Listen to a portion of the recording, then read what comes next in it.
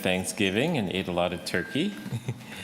I'm still adjusting myself. My name is Councilor Chris Mullins. I am the chair of the 2S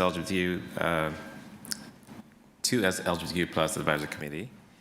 My pronouns are he and him, and I'm pleased to welcome all of you to our 9th meeting of the term. The clerk has confirmed that we have quorum, so I will call the meeting to order.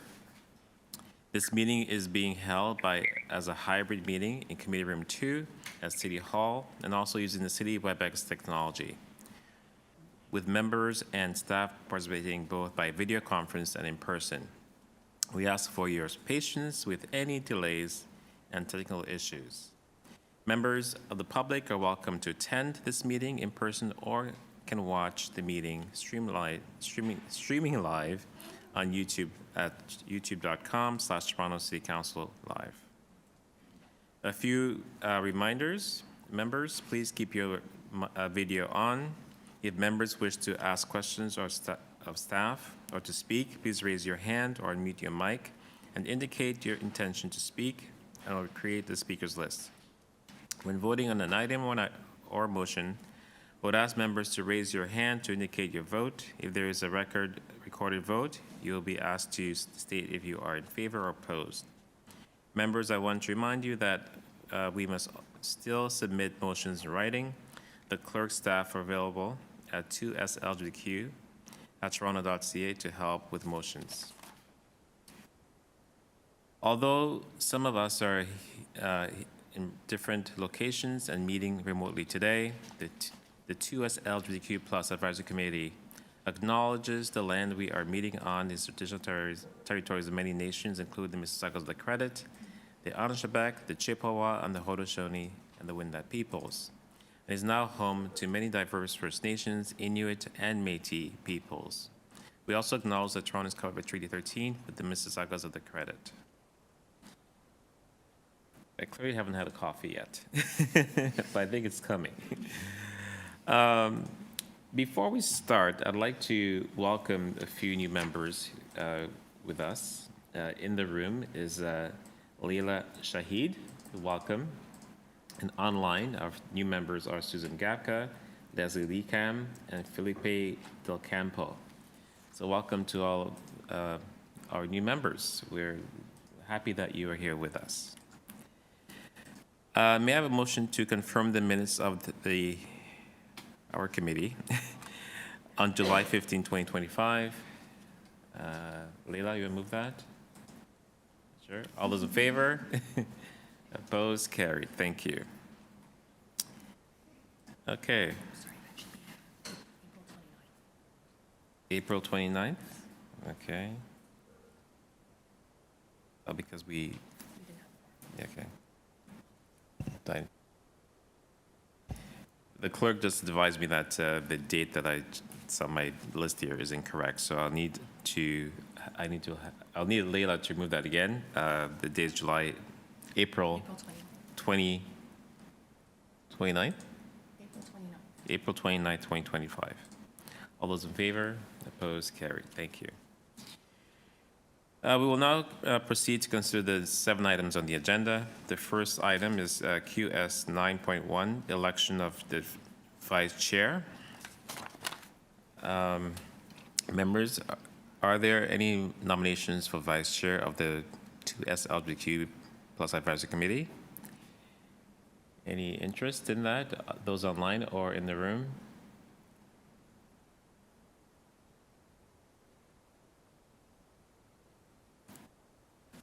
Oh, somebody got to do it. I'd like to nominate Leslie. Okay, Leslie. People could self-nominate or they can nominate someone else. So Leslie is been nominated. Okay, anyone else? Going once. Thank you.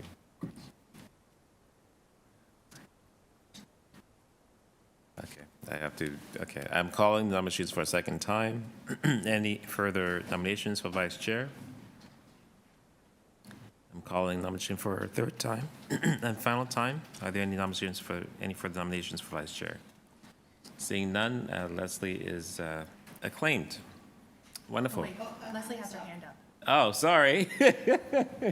And I have to actually ask if you're interested, Leslie.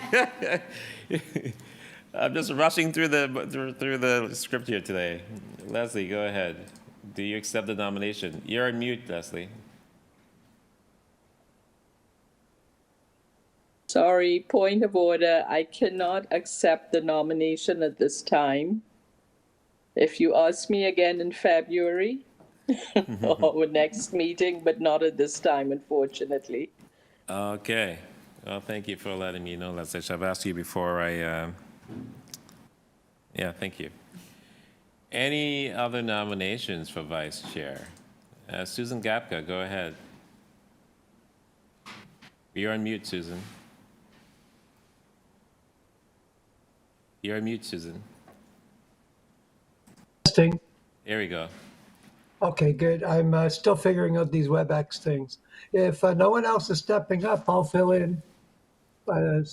So is that a self-nomination? Yes, it is. Thank you, Susan. Although Leslie would have made a great co-chair. All righty. Any other nominations? I'm calling for nominations for a second time. Are there any further nominations for vice chair? I have my hand up. Go ahead, Leslie. I nominate Pink Angel. And I'd like to nominate Ranjit. Okay. Sorry, Ranjit. And who was the, sorry, Leslie, who did you nominate? Pink Angel. Pink Angel. Okay, Pink Angel, do you accept the nomination from Leslie? Yes, I do. Okay. And Ranjit, do you accept the nomination from? Ranjit, do you accept the nomination? I will second Pink Angel's nomination, and for now I will withdraw myself. Thank you so much. Okay. But I'll be- So as of right now, it's Pink Angel and Susan Gapka.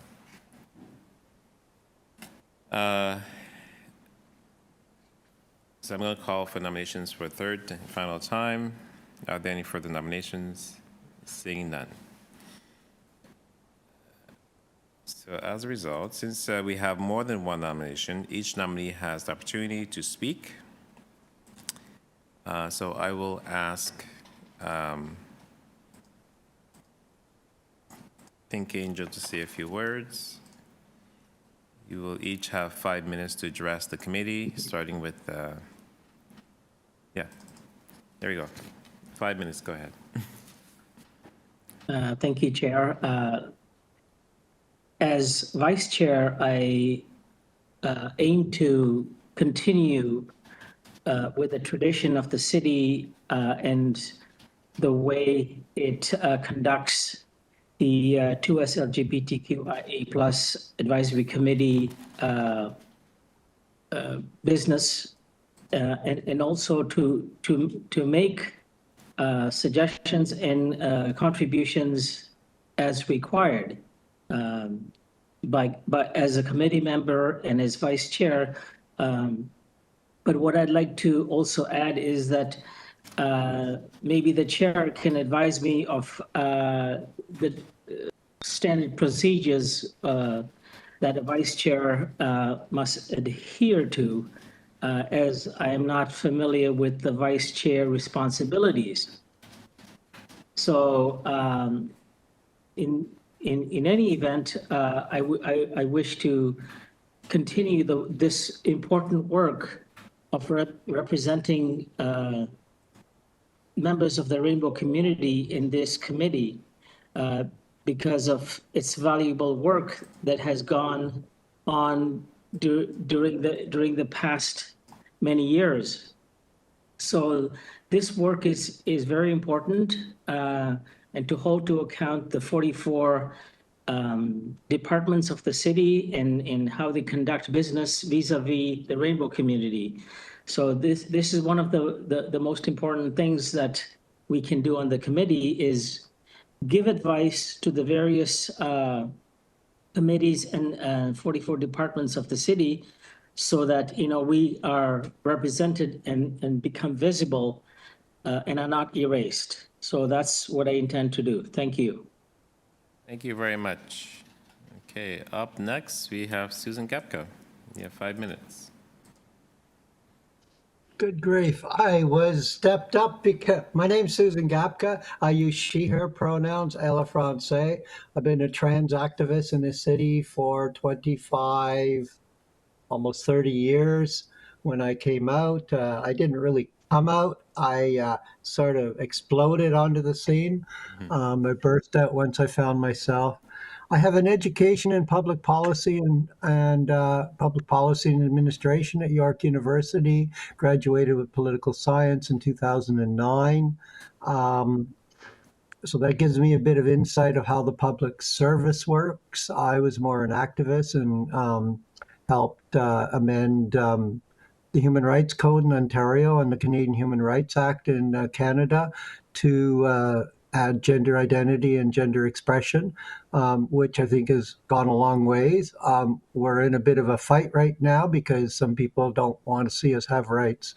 At the City of Toronto, I didn't have a speech prepared, but at the City of Toronto, I'll be, the co-chair sits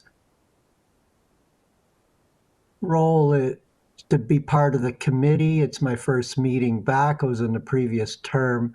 But the co-chair is really a role that is not actualized unless the chair, that's our counselor, is not here. And so you would help prepare a meeting agenda. You would chair the meeting if need be. Oh my goodness, don't do that. What else? I help set the agenda. And so as a member of this committee or in whatever role I am, whether a member, co-chair, vice chair, it would be to be policy driven and to read the reports advance when they come to the committee and to be able to ask questions that drive the policy forward, not only on this committee, but to the City of Toronto and all its other bodies. So having said that, I'm an aging trans woman and really proud and honored to be on this committee to help serve our city to make it an even better and more inclusive city. I think that's about 4 minutes. I don't see a timer. Over and out. Thank you very much, Susan. We will now proceed to the balloting round. As members are attending the meeting in person and remotely, we will conduct the election in a hybrid mode as well. The balloting will be done by paper ballot and electronic ballots.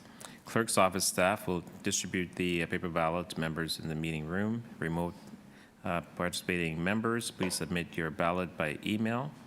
Each remote participating member should send the following email to the clerk. The email address is 2slgbtq@toronto.ca. You may indicate your vote for one candidate only, and all members present must vote. If you vote for more than one candidate, your ballot will be spoiled, and your vote will not be counted. So take it away, Gina.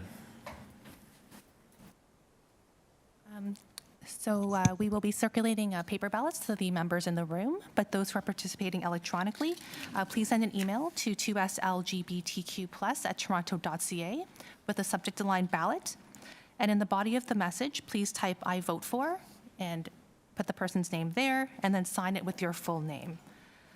Please kindly send your ballot in as soon as possible, and please be patient. We understand that this process will take a little longer than if we were all in the same room.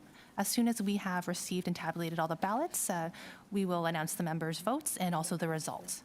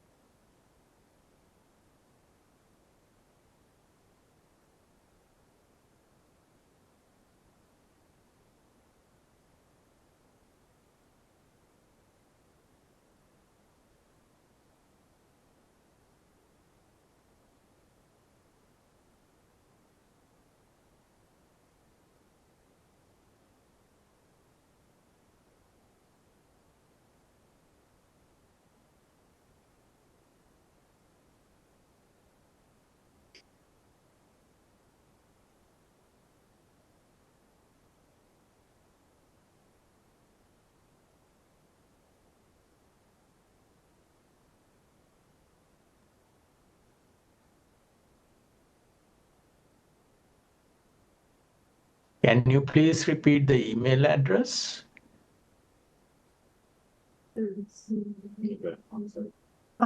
Yes, it's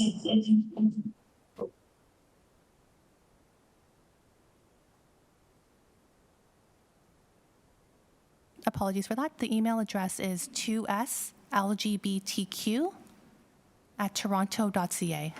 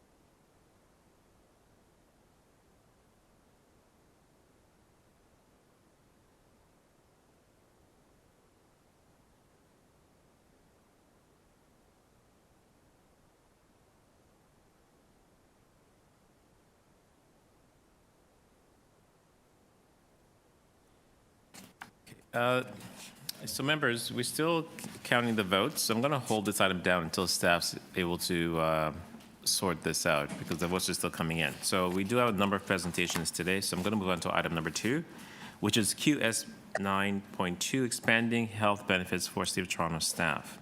And presenting today before us is Michelle Gordon, Director of Pension and Payroll Employee Benefits, is here to give a presentation to the committee. Go ahead, Michelle. Thank you very much. Can you hear me okay? Yep.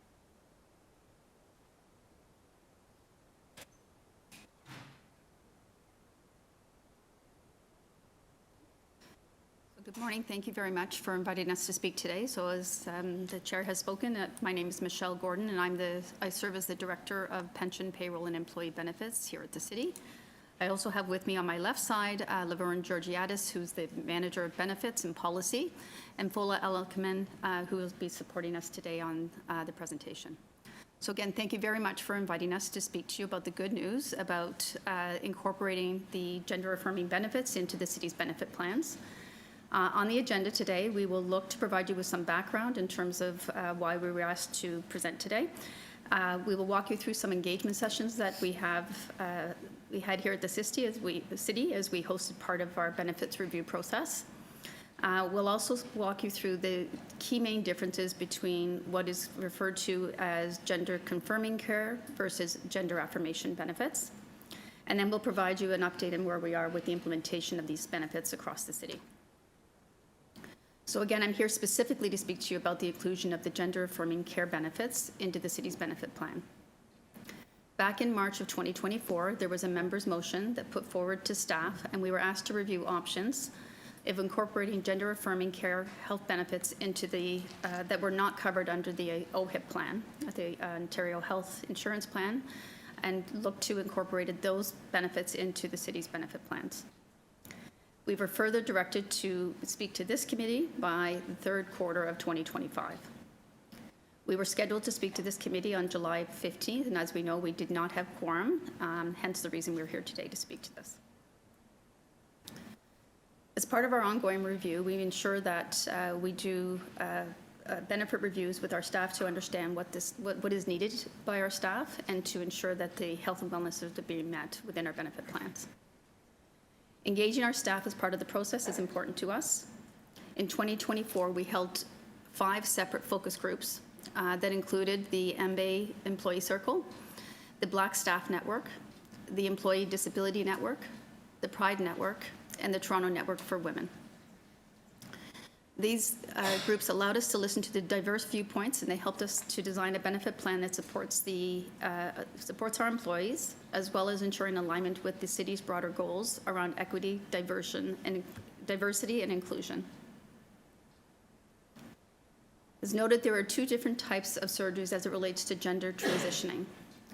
The first one is called gender confirming surgery, and the second one is gender affirmation surgeries. The gender confirming surgery, these are surgeries that are provided under the provincial health plan, and it covers the physical reassignment surgery specific to genitalia and chest areas. The second one is the gender affirmation surgery. This is an additional benefit that is covered under the city's benefit provider, Green Shield. It is designed to address surgeries not included under the OHIP plan. It not only provides coverage for the core surgeries, but it also supports surgical enhancements for the physical alignment and feature enhancement of the individual's transition gender. When it comes to making changes to the city's benefit plans, there is a defined approval process that must be followed. For our unionized staff, it is a result of collective bargaining, and once ratified, these changes are then taken forward to council for approval. For our non-union management staff, they go directly to council for review and approval. From an implementation perspective, we're happy to share that earlier this year, the QP Local 416, which is our outside workers and our paramedics, and Local 79, which is our inside workers, were ratified and now include the gender affirmation benefits. Through the 6-month variance report on non-union benefits, which was inclusive of the gender affirming care benefit, this was approved at council on September 29th, with the benefits being implemented effective November 1st, 2025. In conclusion, so we presented at the gender affirming care benefits at the General Government Committee was on September the 19th, which was approved there. And then at council on September 29th, and all of the approval for all non-union benefits, which were inclusive of the gender affirmation benefits, also come into effect November the 1st. In summary, integrating general affirming care benefits into the city's plans reflects the ongoing commitment to equity, diversion, and inclusion. We do periodic reviews to make sure that we're meeting the health, the wellness, and the diverse needs of both our employees and our council members. And the amendments to the city plans to follow a defined approach, again, through the collective bargaining for our unionized staff and for non-union management put forward to council for consideration and approval. So over to you, Chair, for any questions that the team may have. Thank you. I'm not able to see the members, I think because you're plugged in. Someone's plugged in. Here we go. Any questions for staff? Okay, I'll start. What's the dollar amount for the gender affirmation coverage the city is offering? So $10,000 per $10,000 lifetime. Okay. And I noticed that at the last council meeting, there was a change to the benefits package. Was that, has it impacted this amount in any way? No. No? Okay. And my final question is, if, for example, OHIP, for whatever reason, stops covering gender confirming, would the city pick that up as a benefits, or would that be something that has been negotiated? That would be something that would need to be negotiated. Again, we purchased a package from Green Shield that, and this is the package that's out there. So right now, it does includes anything that is not covered under OHIP. So at this stage, it would need to be a negotiated benefit. Okay. Any other questions from Pink Angel and then Susan Gapka? Go ahead, 5 minutes.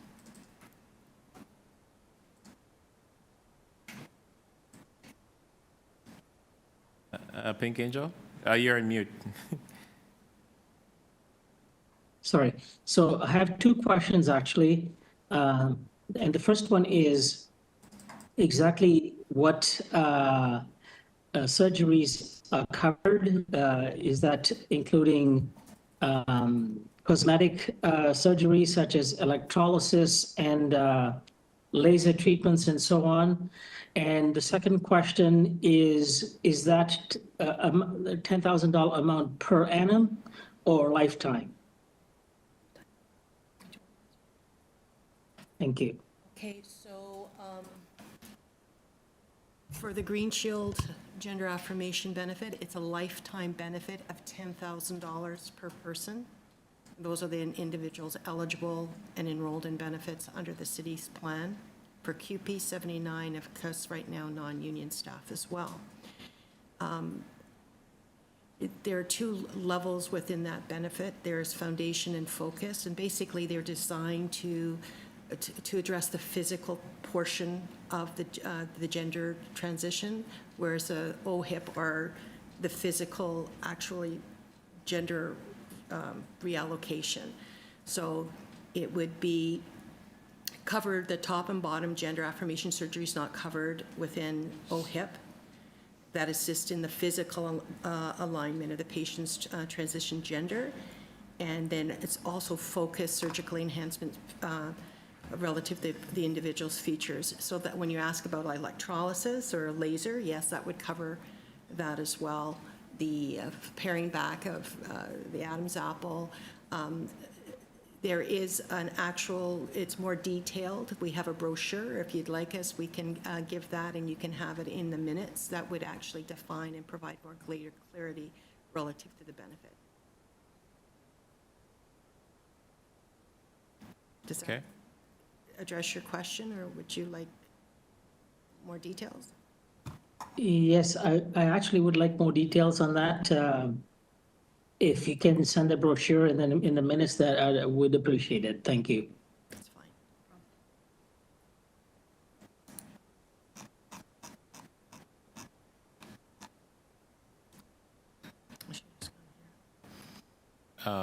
You have another questions, Pink Angel? No? No, Okay. that's all. Thank you. Okay, thank you. Up next is Susan Gapka, then Leslie Lee Kim.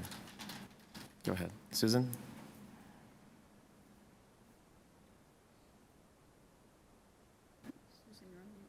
You're on mute, Susan. You'd think we would have figured that out by now. Can you hear me now? Yes, we can. Go ahead. I've got the wrong.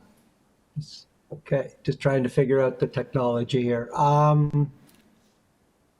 Thank you for the presentation. It's been a long time coming. I was the author of the original motion that emerged from this committee when library workers actually got gender affirming care without having to bargain for it. I think they've enhanced their package. It's good to hear that 79 and 416 have it. And the original motion was, how do we get these benefits available to all city employees? So that's one question. What is the process? I think it's $10,000 over a lifetime. Is there an option for increasing the $10,000 over time as it's evaluated and rolled out? I think we talked at the last meeting a little bit. And I think the third question is, and I'm looking at the chair, sort of looking at the chair, I'm looking at myself right now speaking, looking at the chair for direction, because I would be interested in having you, I hope we are interested in having you come back before the end of this term for an evaluation and update on the progress, whether we're moving forward or backwards or we're standing still. I don't know if that requires a motion. Happy to send it. That's almost 2 minutes. Back to the presenters. So for your first question with respect to sharing this benefit with all staff, so at this stage, the only groups that have not adopted this is simply because they are in arbitration or negotiation still, which is Local 5998, as well as the fire. So that otherwise it has been implemented, so that to all of our other groups across the city. The second question had to do with the $10,000 lifetime limitation. Again, we have purchased this package from Green Shield, and that is currently what is available to us. We are committed to doing ongoing reviews, and as we do our next term for negotiation, what have you, if there's a change that needs to be assessed, we will assess it at that time. And I think the last question, maybe you may want to. What was the last question? Just remind me. Just, I think. Sorry, go ahead. do we need a motion to have you come back before the end of this term just to give us an update and evaluation and where we're at? Okay, so that would really be pending the outcome of the arbitration and the negotiations.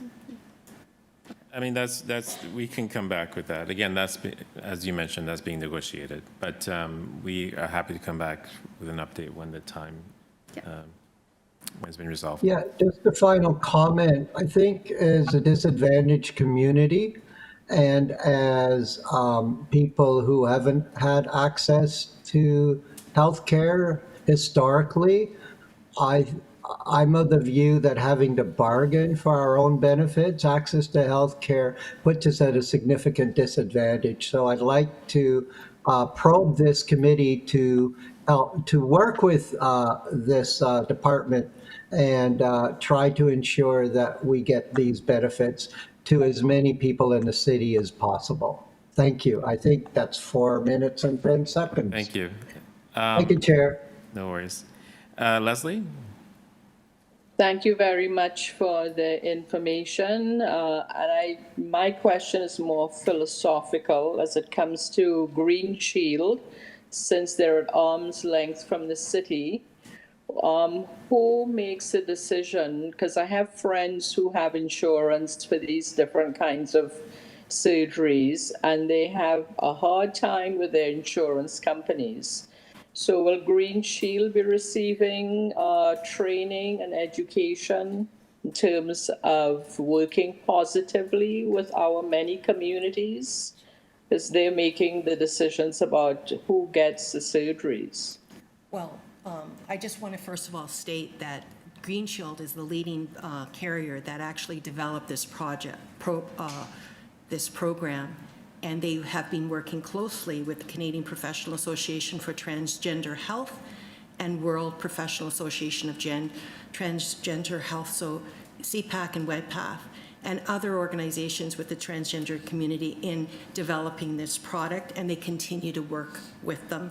And so this is, and when you adopt a product, all they're going to be doing now is adjudicating the claims that are submitted, and that's their role. So I think of all carriers, they're one of the biggest advocates for the transgender community, and constantly this is close to their heart and DEI. So to answer your question, yes, and I think they look at it at a very fair and equitable lens as well. Thank you. I'm very glad to hear that. Thank you. Okay, thank you. I just realized I have a speaker in this item, but after after members finish asking their questions, then I will go to this one speaker. Are there any other members who wanted to ask questions on this? Go ahead, Yes. Ranjit, go ahead. 5 minutes. My question is about the inclusion or celebration of two-spirit people. I'm asking this question as number one, as a lifelong learner, number two, as a settler who is benefiting from living on these stolen lands of indigenous peoples. Now, two-spirit peoples, I am of the belief that needs to be included and also identified in this process, specifically in their affirmation of their identities, two-spirit identities in plural. This includes spiritual and cultural affirmation, reconnecting with traditions, participating in cultural practices, embracing spirituality, and so on. I did a quick Google search and I'm reading it out, not my knowledge that I produced. And also self-determination and community, and affirming two-spirit identities in practice. So this needs to be embedded in the City of Toronto gender affirmation process and also with the service provider. That is my question. Is it being done or has it been done? Thank you.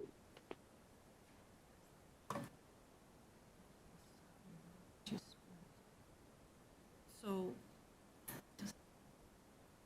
I don't think I can answer that question from the perspective, because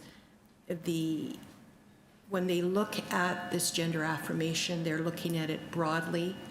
I'm not sure they've looked at it to that depth of the additional pieces that you identified from a two-spirit. That's something that we can take away to look at. This particular benefit is to, as Michelle had said earlier, augments the OHIP covered surgeries to give you additional coverage to fill in the gaps. And just to answer the earlier question, the actual coverage this addresses is chest contouring, chest masculinization, facial surgery, implant, laser, electrolysis, hair removal, tracheal shaving, vaginal dilators, and vocal surgeries. It's more from a physical perspective versus the spiritual piece, I think. So we can go back and see what else is being looked at in Green Shield. We'd be more than happy to do that. As I said, Green Shield is very committed to DEI in this particular segment, and I'll raise it with them and ask if what further development they're looking from that particular subgroup within this broader community, if that would be helpful. Yes, I think it is not just helpful, it is what should be done. Yeah. It's not So- just a nominal Yeah. statement of 2S LGBTQ plus advisory committee. Two-spirit peoples comes first, and thanks Leslie for initially suggesting this to bring the two-spirit identity as the first identity. So And in the letter, support letter provided by Lainey Little, the president of QP Local 2998. They say that number one, the city should cover gender affirming surgical care, medication, counseling, and related services and products, such as, and they go on. So it's not just physical, and I am speaking as a co-conspirator here. It's not just physical. No. It is a whole lot of systemic challenges. Sometimes they are life-crushing challenges, and these needs to be identified, and they cannot be quantified. And they cannot be quantified. However, they need to be identified and prioritized. And for Two-Spirit peoples, colonialism is ongoing. Indigenous peoples, colonization is ongoing. That adds a massive challenge that they are facing head on. These needs to be absolutely included, and that is my view. Thank you so much. I also wanted to add as well, though, that there are other benefits that's available to city staff, be it counseling and psychological, all those things. So this is just one aspect of, broader things that the city staff is covered. So If I may add to that. Go ahead. Chair, is that just as I said, Green Shield is a very DEI-focused organization. They also work with the Indigenous groups, and one of the things they have launched recently is access to Indigenous mental health professionals as well. So this is something that's near and dear to their heart. So when they look at DEI, it's broadly, and the Indigenous group is one of the other groups that they work with, and looking at their different various needs in other portions outside of this one benefit. And mental health, as the chair said, we do have a lot of mental health supports embedded in the benefit plan. Plus, we also have a very robust employee assistant program that's available to all employees and their families within the city. So for that additional mental health supports and other programs, the EAP program is there and readily accessible as well. Thank you. Leila, go ahead, 5 minutes. Thank you. So I have a few short set of questions. My first question is in terms of, have you kind of conducted, I think it was kind of mentioned before, but have you conducted a sort of evaluation in terms of access, and to date what that has revealed, and or if there are also proxy kind of, indicators or evaluations done in other contexts, like for example, other levels of government that also provide similar types of gender affirming care, and what that has revealed, and how those learnings can be integrated into your program. And my second question is the number of people. Do you have a sense of how many people will or might be impacted or will benefit from this program? And I guess in terms of access, what does the access criteria look like? Like, what does the kind of barriers and or lack of them thereof look like in order to access these programs? I think that those are my primary questions for now. Yeah, I think going back to what the Green Shield is on. So again, Green Shield is leading the industry on this, and they're the first out of the gate for carriers, and they work very closely with the various transgender health groups as well.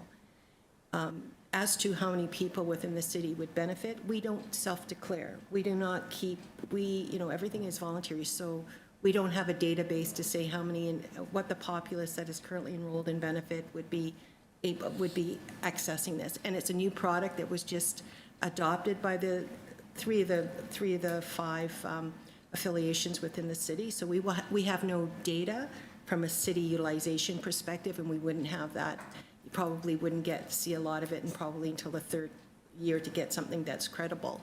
From the book of business of Green Shield, when they look at establishing this product and looking at the utilization from individuals that since it was implemented, it's a very, very low population overall of their book of business that actually access this.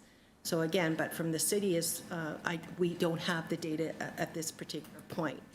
Do we reach out? Do we do sort of environmental scans of our benefits as a whole with other comparator groups? Yes, we do. We also, as Michelle mentioned earlier, we did focus groups with the various 5 areas of inclusion, communities of inclusion, and the Pride group was that. That was all factored and feedback. And one of the key things with that particular community was this particular benefit as well.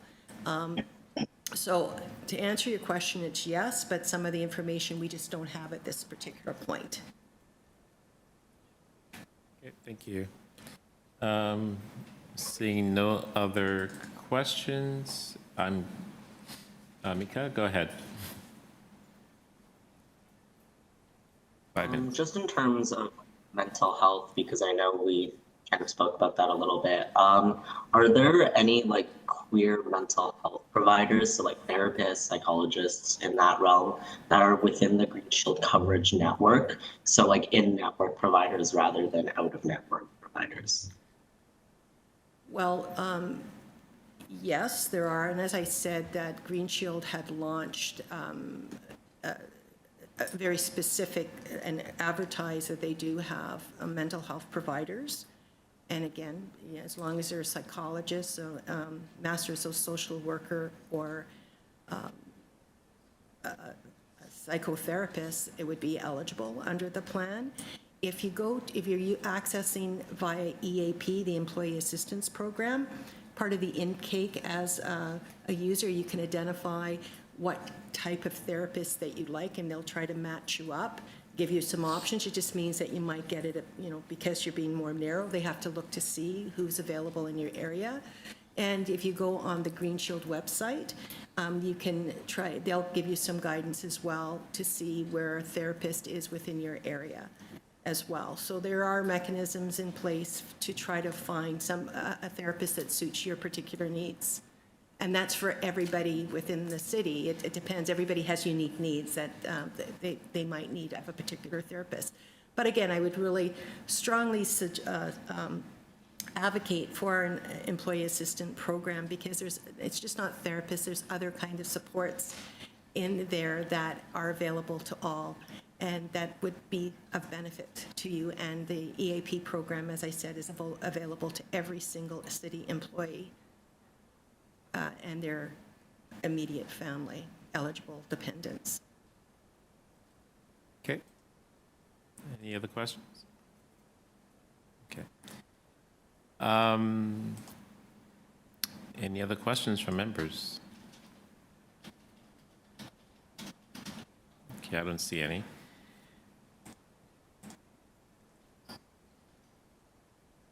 There we go.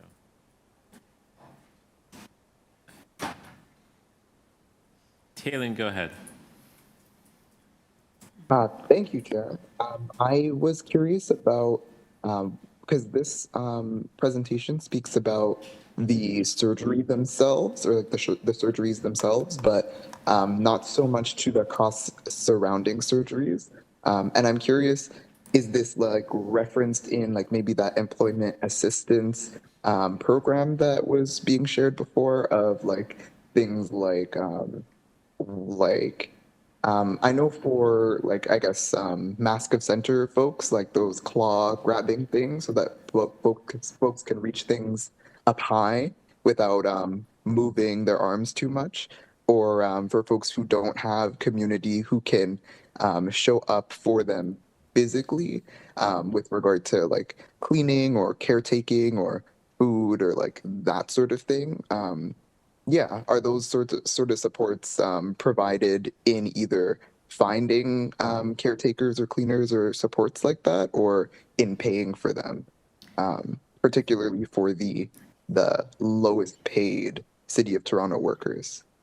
So the EAP program would provide counseling services for mild to mid-range mental health. It provides financial. They also have a referral to different agencies that might be able to support, to connect you with an agency like PSWs and that within the community. It does not pay for that, right? So it will link you up to the supports that you need. It's a very, very comprehensive program. But if you need that support for the mental health, if you need and there's different, like sometimes it's family dynamics, sometimes it's just for yourself, that's there. You know, there's also financial, there's legal support. They have a complimentary legal consultant that they would provide you some guidance for the first ring and then would be able to connect you with somebody else. But there's a lot of different things. But to answer your question about the other supports, they would just connect you up with an agency within the community that would be able to support you in your particular need. Talene? That's good. All righty. Any other questions? Okay, I'm not seeing any. I'm going to now ask the deputant, if you're still here. Colin Babin, are you here?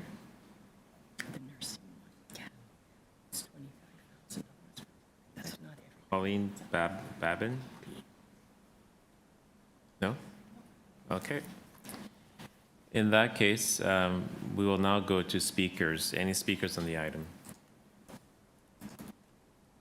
I'll start off then. Thank you, staff, for this work. I know it's been a long time coming, since 2024. Lots of hands went into this, a lot of feedback. Again, as you mentioned in your presentation, there's a lot of public consultation as well on this item. So I think you've captured what you heard, and I'm really proud and happy that it's finally come to fruition here today. So, and of course, thank you to all the members who participated as well in making this happen. And to Susan Gapta's point, we will keep an eye as to how how this develops through other collective agreements, and we'll hopefully bring back an update to this committee when that is resolved. So thank you so much. Thank you for having us. Thank you. Pleasure. Good day, everyone. Susan, go ahead to speak. Sure, I haven't found the raise hand yet, but we're getting there. Everybody can hear me. I just really want to thank this department for bringing this information forward. I did send a motion asking that this update be an evaluation on how that's rolling out be provided by the end of term. I sent it by email. I'm just really grateful for the progress, even though as an activist, it's always too slow. And I think many of you people know this. I'm really happy to see all the questions from different people on the committee. So that indicates a significant interest and of importance. I want to bring to note the 3 letters. I just received one by email from Nikki Corrado, who's said it's very important, from the 519, and there was another letter in there I'm trying to remember. And so those letters also advocate for gender affirming care. I didn't know there was a difference between different names, gender affirming care and gender confirming care, but now I've made a note of that. Thank you for that information. And just wanting to ensure that this, in times of trouble with a provincial government that is not going to enhance the OHIP package for trans and gender diverse people, thank you for bringing in some of the people, the Two-Spirit people. I can't see your name on the screen. It's not a very good screen, but thank you for always thinking of who's left out. That's very important. And I had another thought, and it's just slipped away. So Yeah, just this is very important. In times of struggle, and the city can be a leader on this by expanding gender affirming care and ensuring. I was also going to say psychological, mental, physical health. It's all of the social determinants of health. But if we're feeling emotionally, psychologically, and emotionally more healthy and have access to those services, we can be better, we can contribute more fully to the city of Toronto and its success. So thank you for listening. This is very important, and I hope that we keep moving forward. Thank you for the presentation and your consideration. Okay, thank you. Any other speakers on the item? Seeing none. I'm going to move to receive. Gender, she had a motion. Oh, Council, sorry. Susan Gapka had a motion, so we'll have to, staff is just inputting it now because they just received it 30 seconds ago. You want to hold this item down? Or you're good?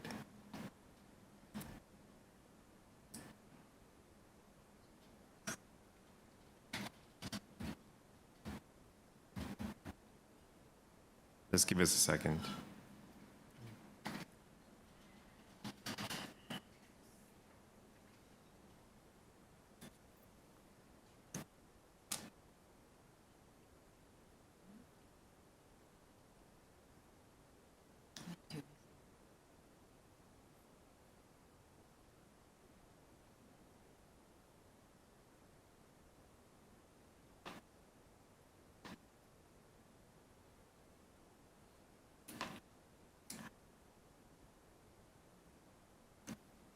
Okay, the motion's on screen. That the 2S LGBTQ Advisory Committee requests the Manager of Gender Equity and Social Development to request the Director of Pension, Payroll, and Employee Benefits provide an update to this committee before the end of the term on the progress, evaluation, and potential expansion of transgender health benefits to all city employees.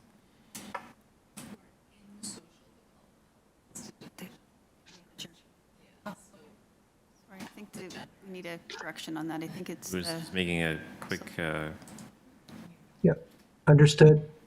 1 second. Sorry, I think we have just the correction to the title. Yes, we're changing the correction to the title now. Yes. Thank you, staff, for making the motion more relevant, more consistent with city policy. Okay, there we go. Is that good? So the title is Director Total Rewards.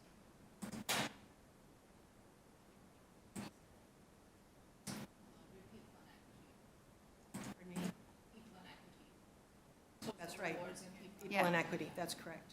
Yeah, just benefits has, as of a few weeks ago, has moved over to people in equity. So I'm speaking just because I started this presentation.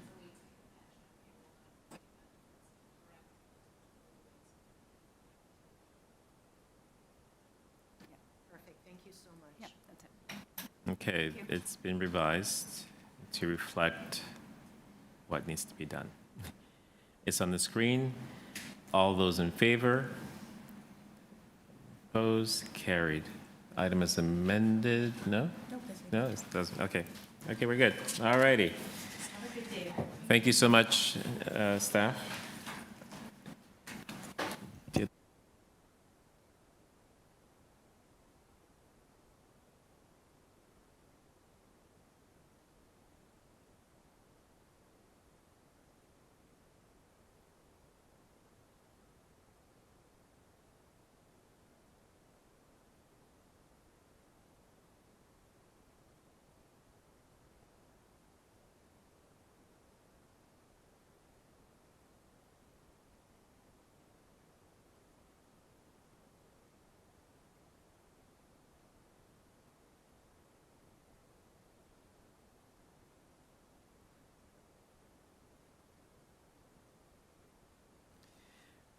Okay, the next item on the agenda is QS 9.3, changes impacting access to social infrastructure. We have James Lapierre before us, Deputy Chief of Staff to the City Manager's Office, to give a presentation. Go ahead, James. Great, thank you. Good morning. I'm also going to introduce my colleague, Kafan Liu. He's the Senior Policy Management Consultant in the City Manager's Office as well. So good morning, Committee Chair, members of the committee and members of the public. As was mentioned, my name is James Lapierre. Pronouns are he, him, and I'm the Deputy Chief of Staff for Strategy and Integration in the City Manager's Office. And I'll just pause while my colleague's getting the presentation. Oh, is it up? Okay, great. Thanks for the opportunity to present to you this morning. We're bringing forward information, and it's an update on the overview to changes regarding access to social infrastructure. And what's unique about this presentation as well is we're going to be seeking your input. So in a subsequent slide near the end, we have some discussion questions that we hope to engage you in as well. So a little bit of information and then hopefully a little bit of discussion once we get there. So some background to start. In December 2024, City Council directed the City Manager to work closely with the City Solicitor and consult with key divisions, the Toronto Police Service, and other stakeholders, including conducting extensive public consultations, and report back with a proposed bylaw focused on protecting certain vulnerable institutions by addressing the impact of demonstrations in consideration of different charter protections. And so when beginning this work, staff were very mindful of the various needs, priorities, and interests that needed to be considered. The city is always committed to ensuring the safety and well-being of all residents, and of course, respecting and upholding the Charter of Rights and Freedoms. When we were endeavoring to do this work through the council direction, it was clear that prohibiting peaceful gatherings, protests, or demonstrations, including any such activities that occur as part of a labor union strike, information pickets, and/or activities that are related to labor disputes would not be in scope for the proposed bylaw. So to inform the development of the bylaw, staff undertook a multi-pronged approach, including public consultations that included an online survey, virtual public consultations, and community-focused discussions.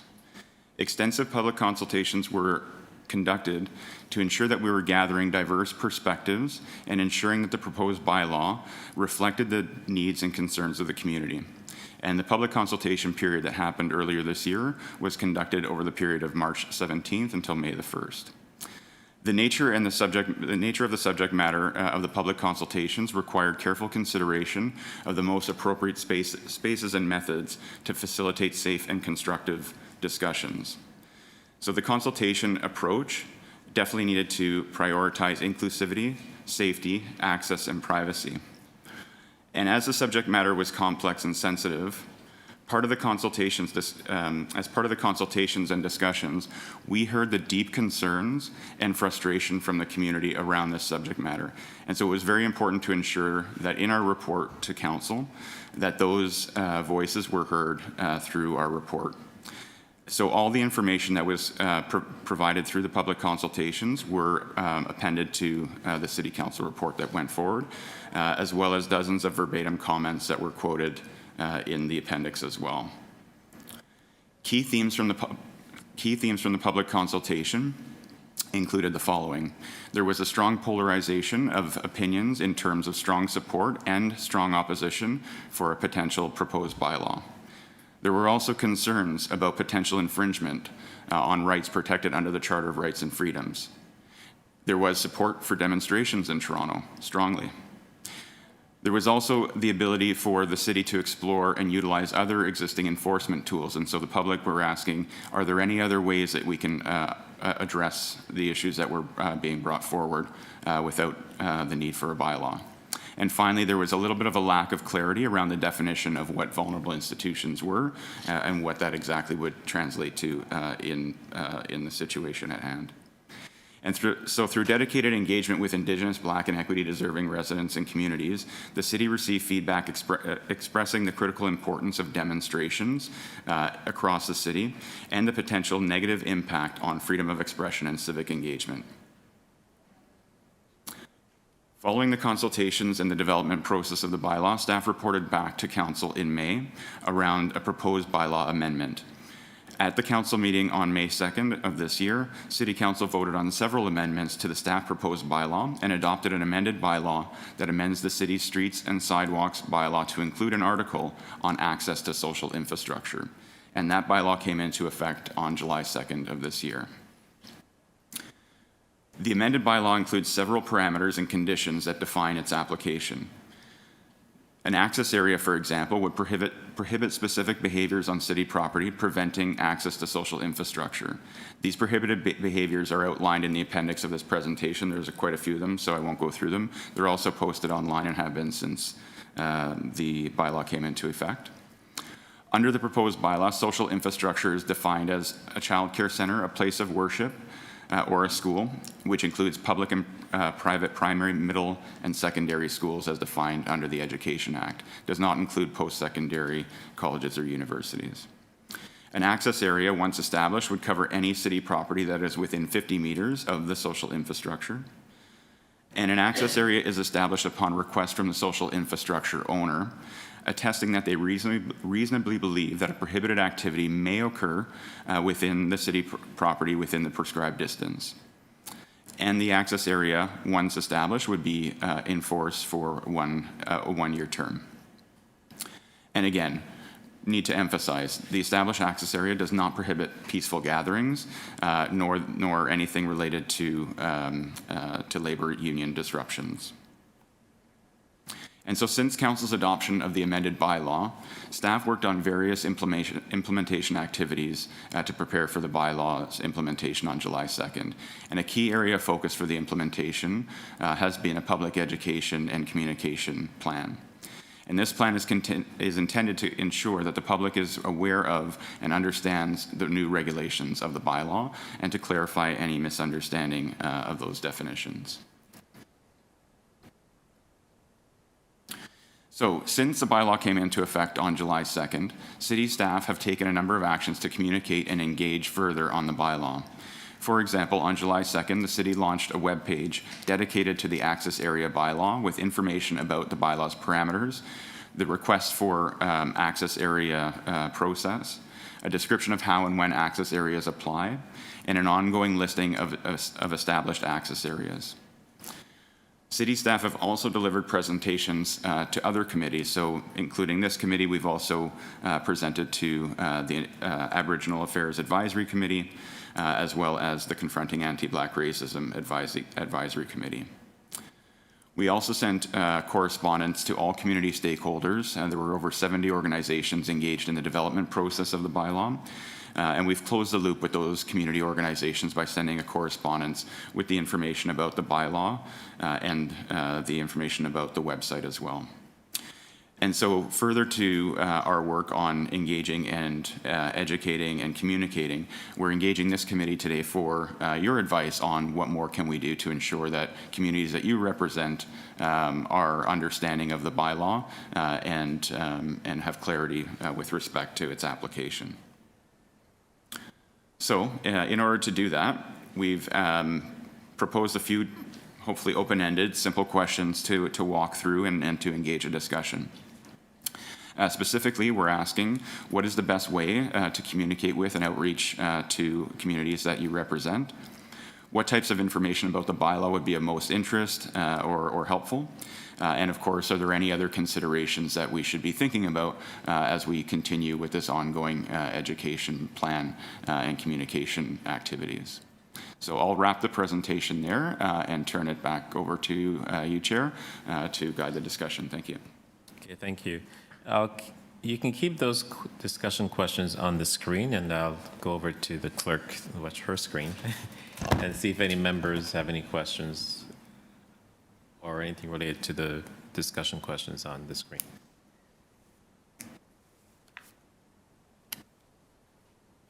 I can start. So this is the bubble zone bylaw, right? We prefer to call it the access area bylaw, Chair, but yes. Sure. Semantics. So during Pride of this year, we had some religious, I'm going to call them Bible thumpers. Respectfully, people who would have other views, religious views, felt that they feel that our community, this community, is not reflect their values. And so they were protesting during Pride of this year in large numbers in the corner of, I think it was Carlton and Church. So how would this, now that it's being implemented, how would this impact or would have affected those groups in regards to keeping them at bay and preventing the further spread of hate? And I call it hate. Chair, it's a good question. So the bylaw that I'm describing here is an access area bylaw. So the parameters of which are related to the 50-meter perimeter around any of the prescribed social infrastructure that I've described, which are childcare centers, places of worship, or schools in particular and only. So it doesn't apply to open public areas or any other types of infrastructure outside of those three that are defined in the bylaw. And then, of course, it would have to be within 50 meters that prohibited behaviors are being exhibited, through which then bylaw response would attend the scene to address those prohibited behaviors. This bylaw does not address hate. That is a police response that is required for those types of behaviors or activities. Okay. I have another question, but I can't think of it right now. If I do, I'll get back to you. Any other questions on this item? Leslie, go ahead, 5 minutes. Thank you for the presentation. It was very informative, and thank you, Chris, for asking that question, because it wasn't only at Carlton and Church. There were 3 large gatherings of these religious folks at Gould and Church. And because Pride has a permit, it was decided that these folks were trespassing on our rights to be present in these spaces. And I'm wondering if there's any way to add an amendment to the bylaw for not only our festival, but for several different kinds of festivals where these hate groups, and that's what it is, Chris, hate, when these groups show up and infringe on our rights, is there any possibility to amend the bylaw? If that's a question for staff, Chair, I would say the bylaw as amended is intended to focus on particular behaviors related to the infrastructure, the social infrastructure that's been defined by council.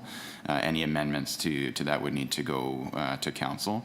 But I would comment that there were robust consultations and legal opinions on the framing and parameters of this bylaw that council considered and debated extensively to land where it is today.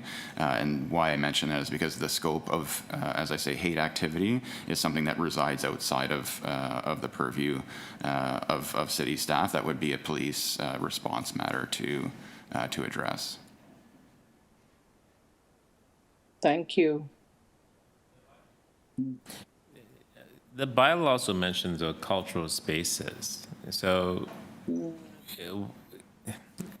wouldn't that apply as well? The social infrastructure is defined as places of worship, schools, and childcare centers. But it mentions cultural spaces in the bylaw itself, doesn't it? Specifically? Not as a defined social infrastructure. Yeah. Okay, thank you. Go ahead, Leila. Thank you. So I guess one of my questions is what framing or parameters or research was done to determine the definition for social infrastructure? That's one question. Secondly, I'm also missing context here. So my second question would be, in the context of this committee's mandate, how does this proposed amendment to the bylaws, how does it impact this kind of, community's kind of focus and area of work? So those are my 2 key questions.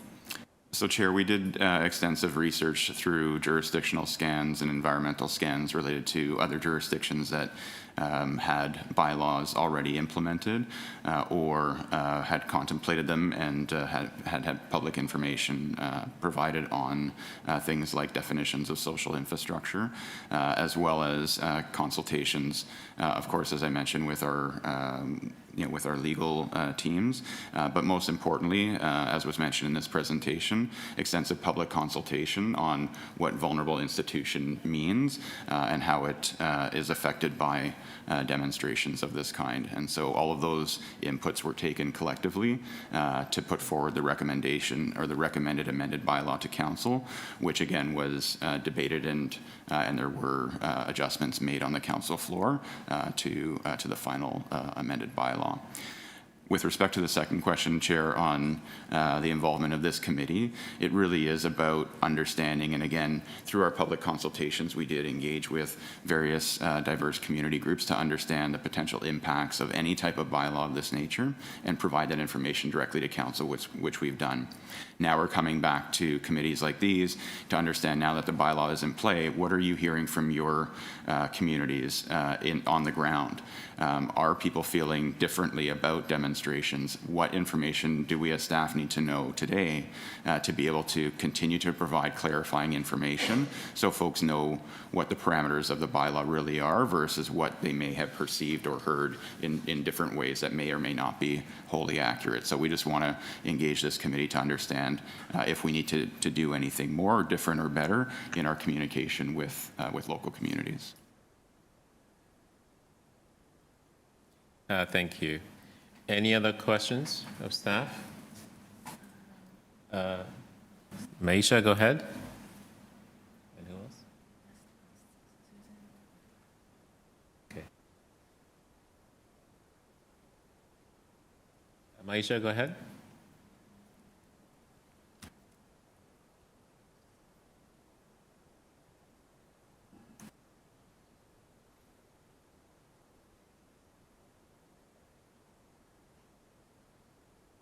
They are muted.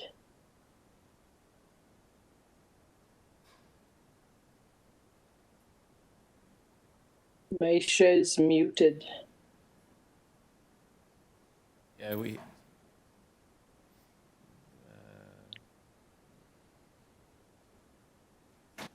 Maisha, able to unmute yourself? Here we go. Here we go. We got you now.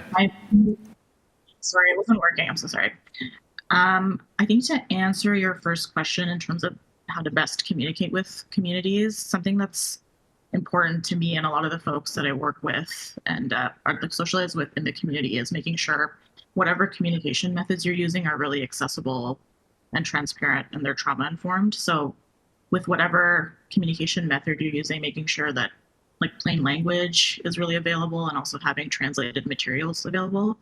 I know we have a really large increase in population of newcomers, especially. So I think considering those two things are really important. And then I'm thinking about like who are the community channels that you're going through to communicate that information. Are you reaching out to 2S LGBTQ centers or smaller groups and organizations?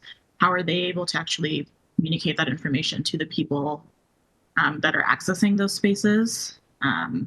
Making sure that there's, different channels available of questions and need clarifications. I think when I speak to people about the bylaw today in the places that I'm in, whether it's at work or the various multiple grassroots groups or organizations I'm in, a lot of the same questions are still coming up in terms of like, what is the bylaw actually, like what is the actual information around it? So leading into your second question about what information would be of most interest, I think really being clear about what the bylaw means in practice is important. So what are the access zones? How are they going to be enforced? What do you do if issues arise? So where can people actually go for clarification or support if they think that someone's being wrongly accused of breaching the bylaws and the access zones? What are people's rights? Who to contact if people need help? I'm also curious about how things are monitored if people have issues and they're like seeking clarification for help or concerns, and how are the responses to the breaching of the access zones being monitored, and then how are people able to provide feedback if they have it.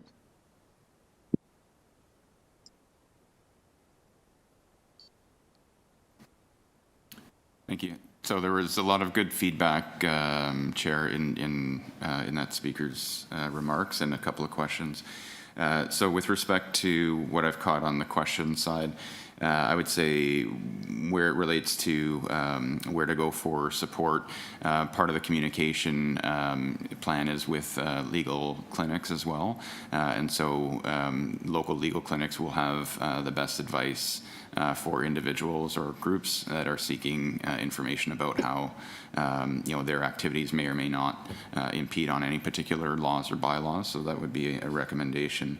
And then with respect to monitoring, we are tracking the number of access areas that are established. That's publicly posted on the website. As of last week, there are 47 established access areas around the three types of infrastructure that are noted. There have been no reported infractions, and we're tracking on those as well. And then in terms of feedback, it would be interesting to understand, how feedback, can be brought forward through the groups that you've mentioned. They can certainly email the Access website. There's an email address, I believe, on the website for inquiries, but that would be one way to provide feedback, should there be any as well. All right, thank you. We have Susan Gapka next. 5 minutes. Okay, excuse me. Where to start?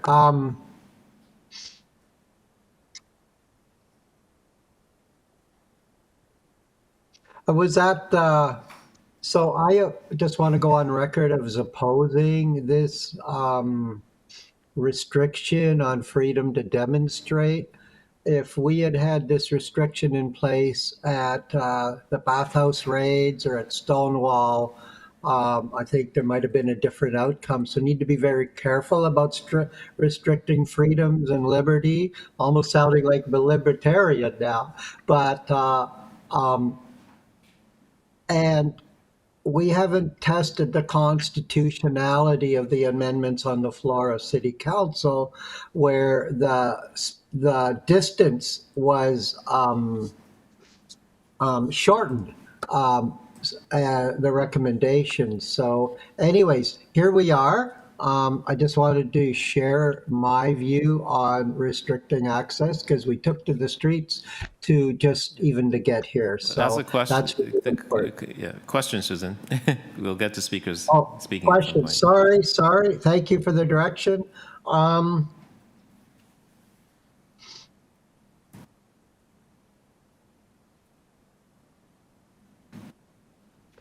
Questions of staff.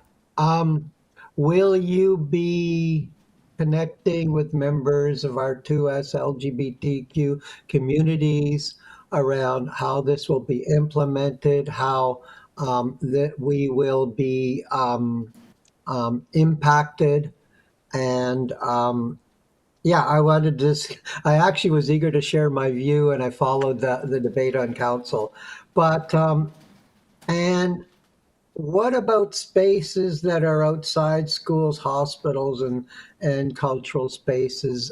Because I was a member of the, we often have protests at our Pride events, and they're in open spaces, not in front of any of these. Mm-hmm. So just wondering if there's a booklet, a set of rights that people can access to know exactly where they stand on this issue. Sorry, I got caught off guard there by just asking a question to staff. My mistake. I'm going to pull out my rookie card here. Thank you. Chair, so I'll just work backwards on the question. So in terms of information about the access areas. As I mentioned, please visit the website that has the information about this particular bylaw regarding any open spaces or other types of activities, other laws or bylaws that may or may not restrict certain behaviors. That's outside of the scope of this presentation, so I can't comment on what other bylaws exist in that regard. But certainly any information about this particular bylaw is available on the city website. In terms of providing information to communities or organizations that represent the 2S LGBTQ+ community, we did consult and provide information to groups like the 519, LGBT Youth Line, and Queers for Palestine as an example, and did again share information about what is on the website, as well as have them involved in the consultation process as well. So again, I think the previous speaker provided additional information about how we can communicate as well, and that's appreciated. And if there are any other groups that we should be providing the website information to, then that would be helpful to know as well. Okay, thank you. And next up is Mika, 5 minutes. I think what I've heard most from the communities I work with is kind of a confusion around what is considered. I believe the way that it's worded in the bylaw is an active discouragement. Correct me if I'm wrong though, but what I've heard the most is confusion around what exactly that means. Just because I know that peaceful gatherings and protests aren't prohibited by the bylaw, but just by the nature of them, folks believe that they kind of do include acts of discouragement, and they're worried that it does end up infringing upon their ability to protest or gather peacefully. So I think more clarity around what exactly an act of discouragement is and around what is or isn't prohibited when it comes to things like protests and peaceful gatherings, I believe that would help with just the general understanding of this bylaw. Speaker, so the first prohibition, just to clarify, is perform or attempt to perform an act of discouragement concerning a person's attendance at, use of, or attempts to attend or use social infrastructure. That's the legal definition. It does then turn into an enforcement in situation scenario that I can't comment on further in terms of unpacking what that might or might not look like or involve. But certainly this is an access area bylaw, so it is about the discouragement of accessing a particular social infrastructure site that has been established under the bylaw. And so it would need to be something that would fall into the enforcement scenario situation at the time of the event versus something I can comment on in generalities here.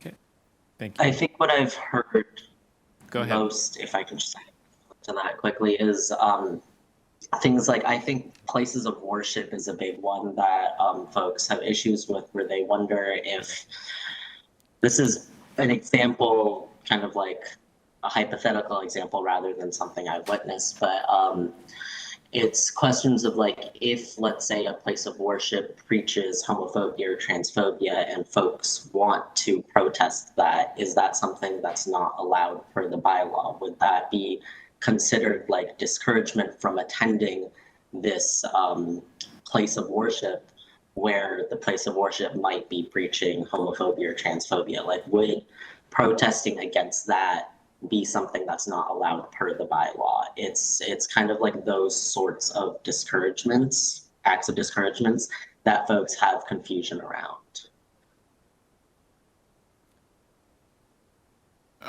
What I'll say, Chair, is that peaceful protests or demonstrations are not prohibited under this bylaw. Okay. What is the enforcement for that? Who is kind of enforcing that? Because there's oftentimes when protests happen that the folks protesting, the people participating, believe is peaceful or a peaceful gathering that is seen as not so by, let's say, law enforcement. So who's the one deciding whether something is considered a peaceful gathering or like an act of discouragement under the bylaw. Chair, if there's a complaint around infractions related to the bylaw, the first response is that Transportation Services, because this is a streets and sidewalks bylaw, their officers would come out to attend the scene. As with any bylaw, they engage in an education first approach to bylaw enforcement, which is to after assessing the scene, of course, advise the individual or group what the behavior is that may be in contravention of the bylaw and advise them that it needs to stop. And from there, if there's continuation, then the escalation of the enforcement may occur. And if police are required, then they would be called to the scene to support enforcement at that point in time. Okay, thank you. I think the communities I've spoken to have confusion around like the order of operations, I guess, as to who is coming to enforce this bylaw first. So I think in regards to the questions that you asked for discussion about like what to communicate to communities, I think that's one item where it's like knowing that it's education first rather than law enforcement first is something I've heard a lot of, confusion and concern around. Okay, thank you. Do you want to respond to that, or he's taking notes? Yeah, I appreciate the comment. Thank you. Yes. Leslie, go ahead. You're on mute, Leslie. I think I need to ask the question again, but I don't know how to ask it in a different way. And Chris, you've mentioned, so there are two things. Is a festival, a pride parade, or any kind of march considered a cultural space? So the bylaw, social infrastructure as defined in the bylaw does not reference cultural space, nor does it mention festivals or events of that nature. It is about the social infrastructure of places of worship, schools, or childcare centers. Okay, so I've been volunteering with Pride Toronto now for almost 40 years since it began. And each year the problem gets worse with the religious groups to the point where this year it was becoming physical. And if we had not had the permit, we would not have been able to remove them from the 3 different areas where they were located. So is there a way to amend the bylaw? I know I asked it again, but now I'm framing it in terms of a festival, because these are words and we can change words, we can change bylaws, we can make things happen. That's why we are here. So is there a way to expand, amend, change the bylaw to include festivals like Pride Toronto? That's one question. And was Pride Toronto consulted? Because you just mentioned a couple of groups, one of which is Queers for Palestine. And I know they are doing great work. I oppose what happened and is still happening in Palestine. But these are groups that preach, they're not preaching hate, but they're in what they're doing, they're becoming violent. And again, it relates to the festival. So is there some way for this bylaw to protect 2S LGBTQI folks on the road on the Friday, Saturday, and Sunday of Pride weekend? That is why we are here. So and you have been asked very specific questions, but I'm getting very concrete policy answers that sound to me like there's no way to change or be flexible or to recognize the hate that comes at us at a regular basis.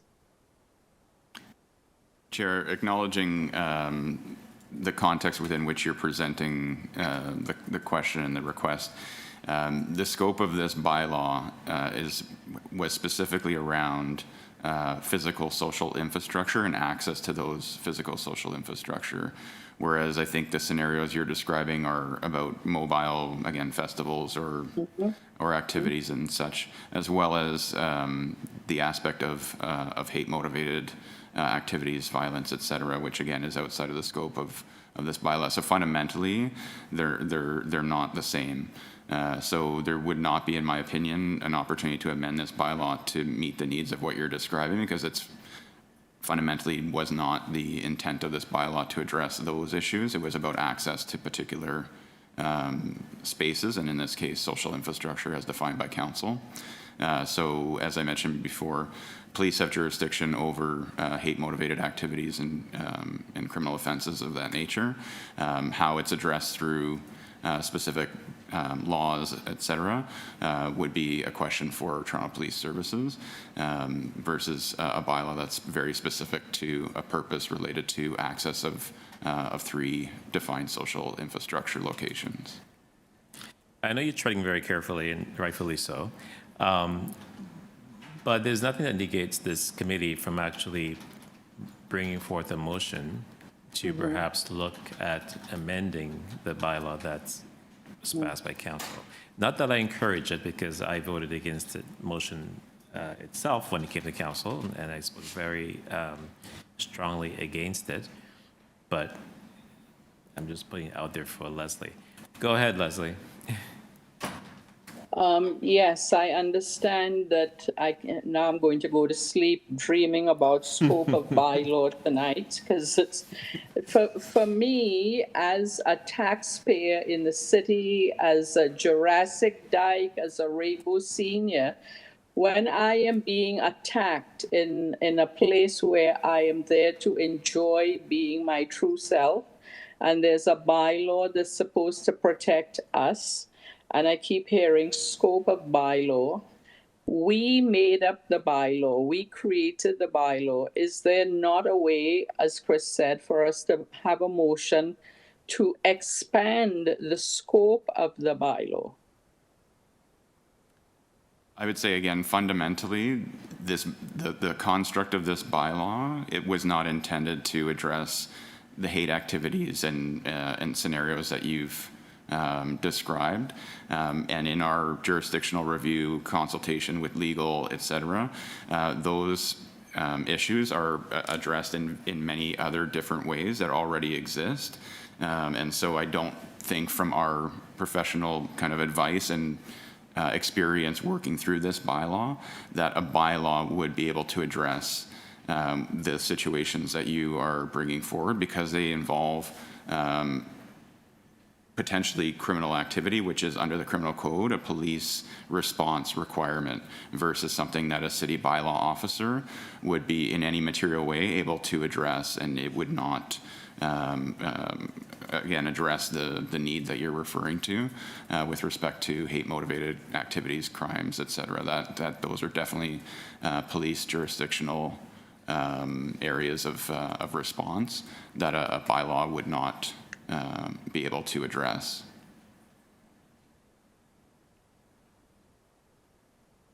Okay, thank you. Leslie, your time. Sorry. Okay.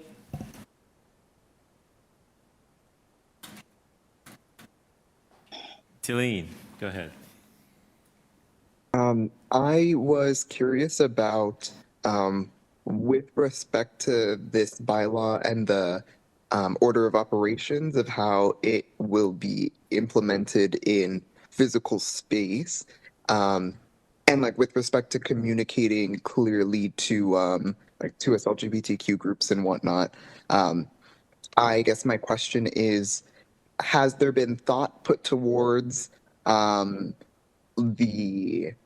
I guess consequences for the bylaw being weaponized against people?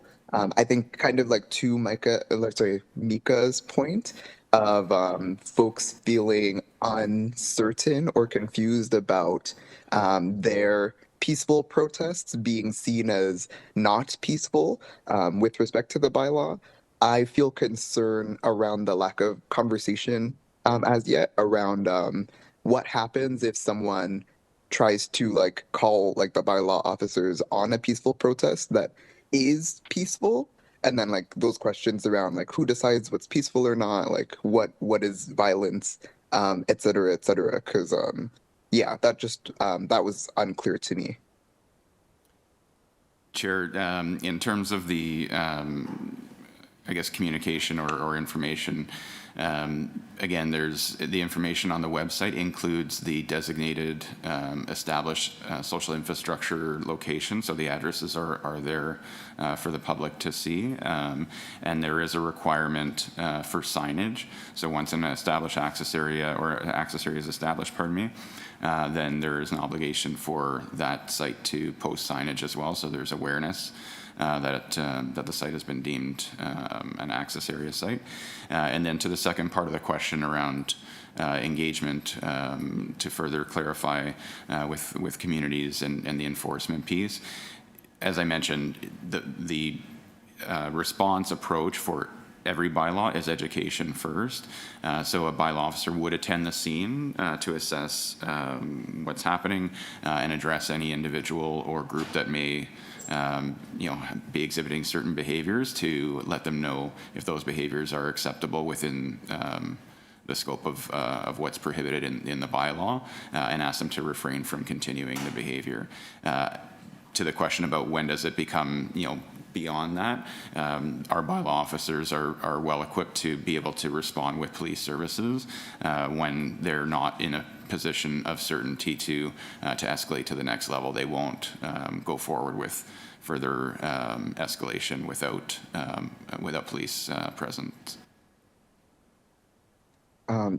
Thank you for this response. I would like to make a recommendation within your efforts to communicate more clearly with all of these relevant groups and whatnot, to provide a clear process for if someone, an individual or a group feels that their rights were infringed upon, if they truly believe that the actions that they were taking were peaceful and not in violation of the bylaw, but they were received as if they were, I would really appreciate to see a clear process for how they can stand up for themselves, for lack of a better term.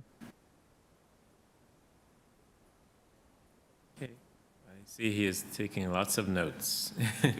That's a good sign. Any other? Go ahead, Ranjit, and then Pink Angel. Thank you. My first question is about the definition of social infrastructure. Now, some churches, school, or any establishment that is within this definition of social infrastructure can also be rented or being used for various hate groups, various agendas. Now, are they also, because if it is in a church group, in a church setting, church space that is being rented, is it still protected under the social infrastructure? Because theoretically, according to the bylaw definition, it is a church premise. It is another premise like that.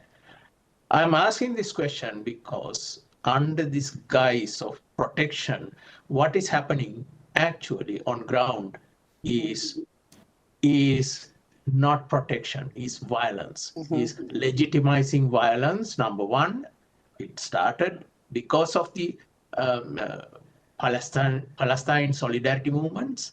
Number two, now it is extended to Two-Spirit and trans peoples, and there were protests very recently against transgender affirming care. And these are coming to all of us and affect our lives. Because if there is injustice anywhere, it is a threat to justice everywhere, as Martin Luther King Jr. said. Thank you. Chair, the bylaw specifies with respect to established access areas that the bylaw is in effect only during primary operating hours for which the space is intended to be used. So it is for the primary purpose only and for 1 hour before and after the public operating hours. So I hope that addresses the question of the use for other purposes. The bylaw only applies to those social infrastructure while being used for its primary purpose and only during its standard operating hours plus 1 hour before and after. Okay, does that answer your question, Ranjit? Not quite. Now, this is hypothetical scenario. At a place of worship, there is a hate group organized. There is a hate group organized against trans children's gender affirming care. It happened recently at an open space. Now, can justice activists, social justice activists, go there, do a counter protest against these groups within this activity, within the space or time of it being operated? And should they be 50 meters away from them? Because it is happening within the definition of social infrastructure, within the definition of that social infrastructure space. So two parts to the answer. One, I'll just repeat again, the bylaw only applies for the primary use of the space. So if it's being used for any other purpose other than its primary use, then the bylaw, if there is an established access area, would not apply in that instance. And secondly, as I've mentioned before as well, peaceful demonstrations are not prohibited by this bylaw, even if an access area is established. Okay. Thank you. I'm going to go to the last speaker question. Pink Angel, any question, staff? Yes, yes, thank you, Chair. Because of the vagueness of this bylaw and the lack of definitions regarding what is prohibited activity, what is social infrastructure, and what is the process of, at the time of the protest, to report a breach of the bylaw. I would like to know what is in place with the presentation and the presenter to address these issues. And we have heard from the committee members input that this bylaw seems to protect some but not others. For example, if we are having a festival, how are we protected? If we're having a pride festival or we're having an open demonstration in an open space, how are we protected vis-a-vis hate groups that go beyond the constitutional right of protest by way of hate? Because the constitutional right says that freedom of speech is limited insofar as hate is concerned. Yes, you can speak, but if you have hateful speech, that is prohibited. Why is that not covered in this bylaw? Because there's no mention of hate speech in the bylaw. And, so this bylaw needs to be scrapped, and then organizations such as the Pride Committee, such as Pride Toronto, and many other groups should be consulted as stakeholders to properly reflect hate against vulnerable groups. So I am on record. So Pink Angel, again, the questions of staff, you can speak to this after we finish questions. Yeah, so my question is, what to the presentation, my question is, what measures are in place to define activities that are prohibited? And what is the process to report breach of the bylaw? So can that be answered today or some other time?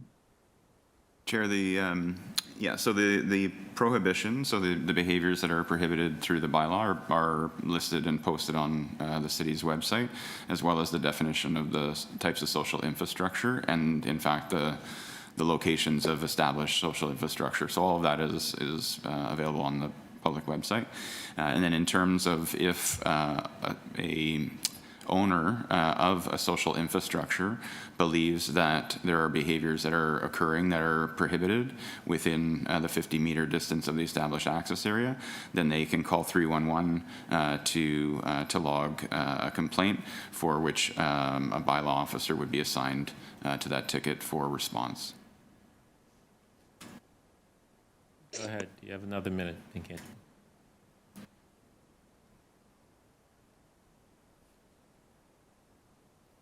Go ahead, Pink Angel.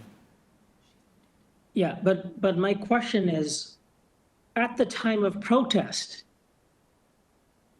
what is in place to address the hate or violence or any other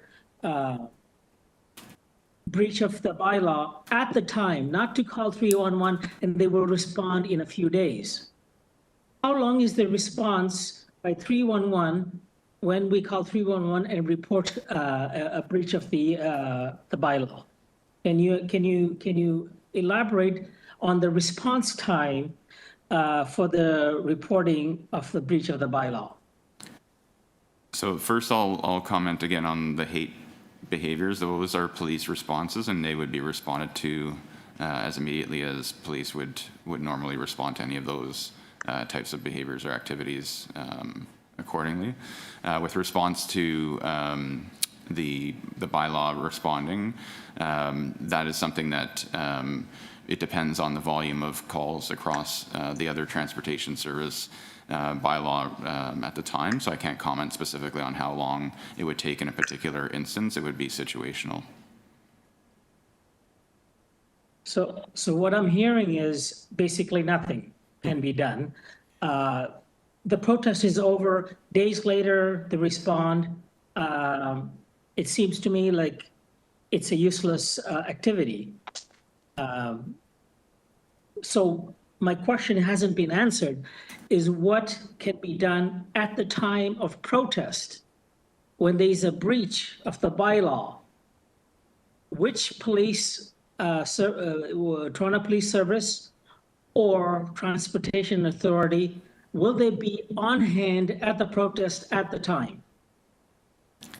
As I mentioned, if there is violent activity and hate-motivated behaviors, then police should be called to those situations to respond immediately.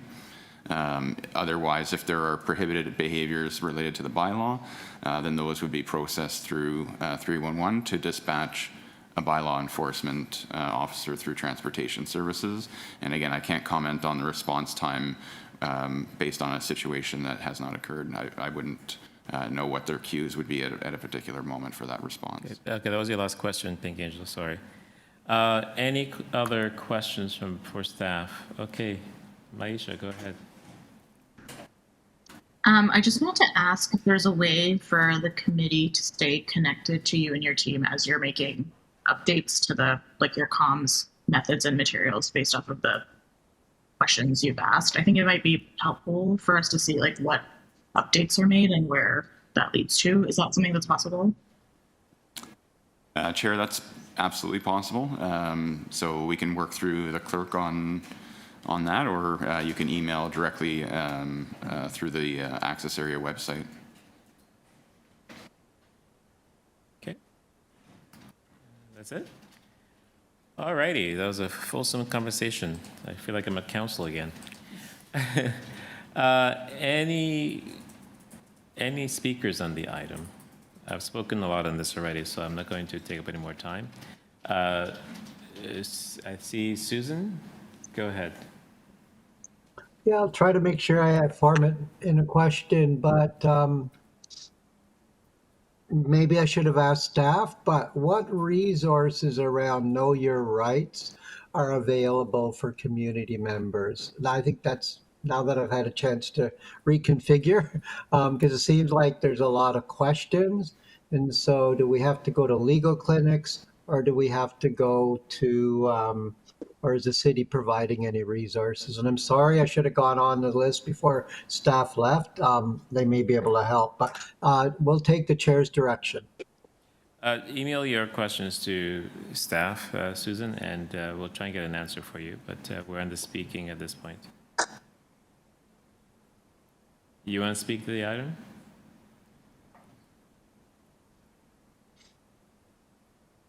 Is that a no? Are you on mute? Unmute. Okay, just quickly that I remember the Safe Streets Act, which was initiated by my previous city councillor, was struck down on appeal. So I'm expecting the same to happen to this. I really want to lean on keeping our community safe. But I think the message has been very clear from some parts of our community. Well, some parts of our communities want more enforcement. And then we went through a whole period of no police anywhere. So I think maybe we should land in the middle on that. So I wait the appeals, but I think until we get there, staff in this committee is assigned to implement a decision of council. And just really hope that we can find ways to keep everyone safe so that we have the right to protest balanced off with the ability to contribute to Toronto society. Those are my comments. Thank you. Yeah, thank you. Any other speakers on the item? Okay, seeing none, I will move to receive. Pink Angel, you want to move to receive? All those in Yes. favor? Thank you. All those in favor? Opposed? Carried. Thank you. The next item, also a presentation. QS 9.5, supporting the capacity of, no, that's not it. 9.4. The Parkland strategy and the Parks and Recreation Facilities Plan. And we have Matt Bentley, Senior Project Manager, Facilities Plan, and Danielle Demarche, Senior Project Manager, Parkland Strategy, Strategic Project Implementation and Community Engagement, Parks and Recreation. They're here to present to us.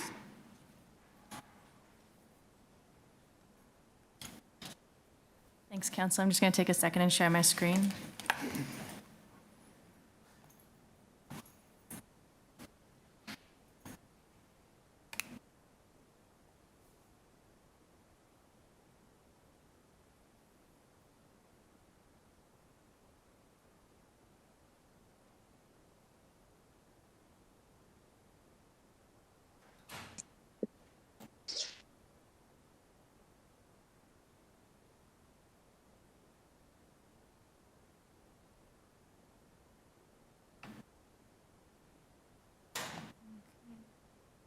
And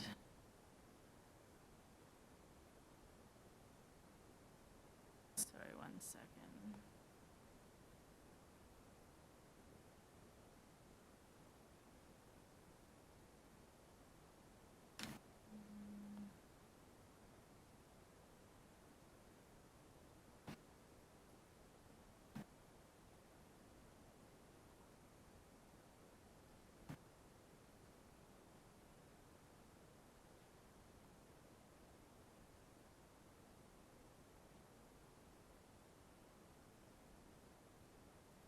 Thank you so much. Okay, and good morning, everyone. Thank you very much for having us here today. We really appreciate the opportunity to gather your feedback. So my name is Danielle Demarche. My pronouns are she, her. I'm with Parks and Recreation as a senior project manager, and I'm joined by my colleague, Matt, and I'll let him introduce himself. And, good morning, everybody. My name is Matt Bentley. Pronouns are he, him, and I am a senior project manager responsible for the development of the Parks and Recreation Facilities Plan. And thanks for having us. Great. So starting with some info on why we are here today and what we're hoping to achieve and what we'll be presenting to hopefully facilitate some discussion and get some feedback from this group. Matt and I are leading the reviews of 2 strategic documents across Parks and Recreation. And our presentation today is going to start by introducing what those 2 plans are. Then we're going to discuss the engagement that we've done so far, then provide some context on what comes next. And after our presentation, we would really appreciate the opportunity to gather your feedback. So we will make sure to leave time for that. We do have 2 colleagues who are in the room with us today because we're hoping to gather some feedback. We have our team member, Selena, who will be taking notes today. And we also have our director in the room to make sure that we're able to directly hear your feedback at a senior leadership level. So showing on the screen 3 documents that I wanted to reference at a high level. Today we're talking about the 2 documents on the left-hand side.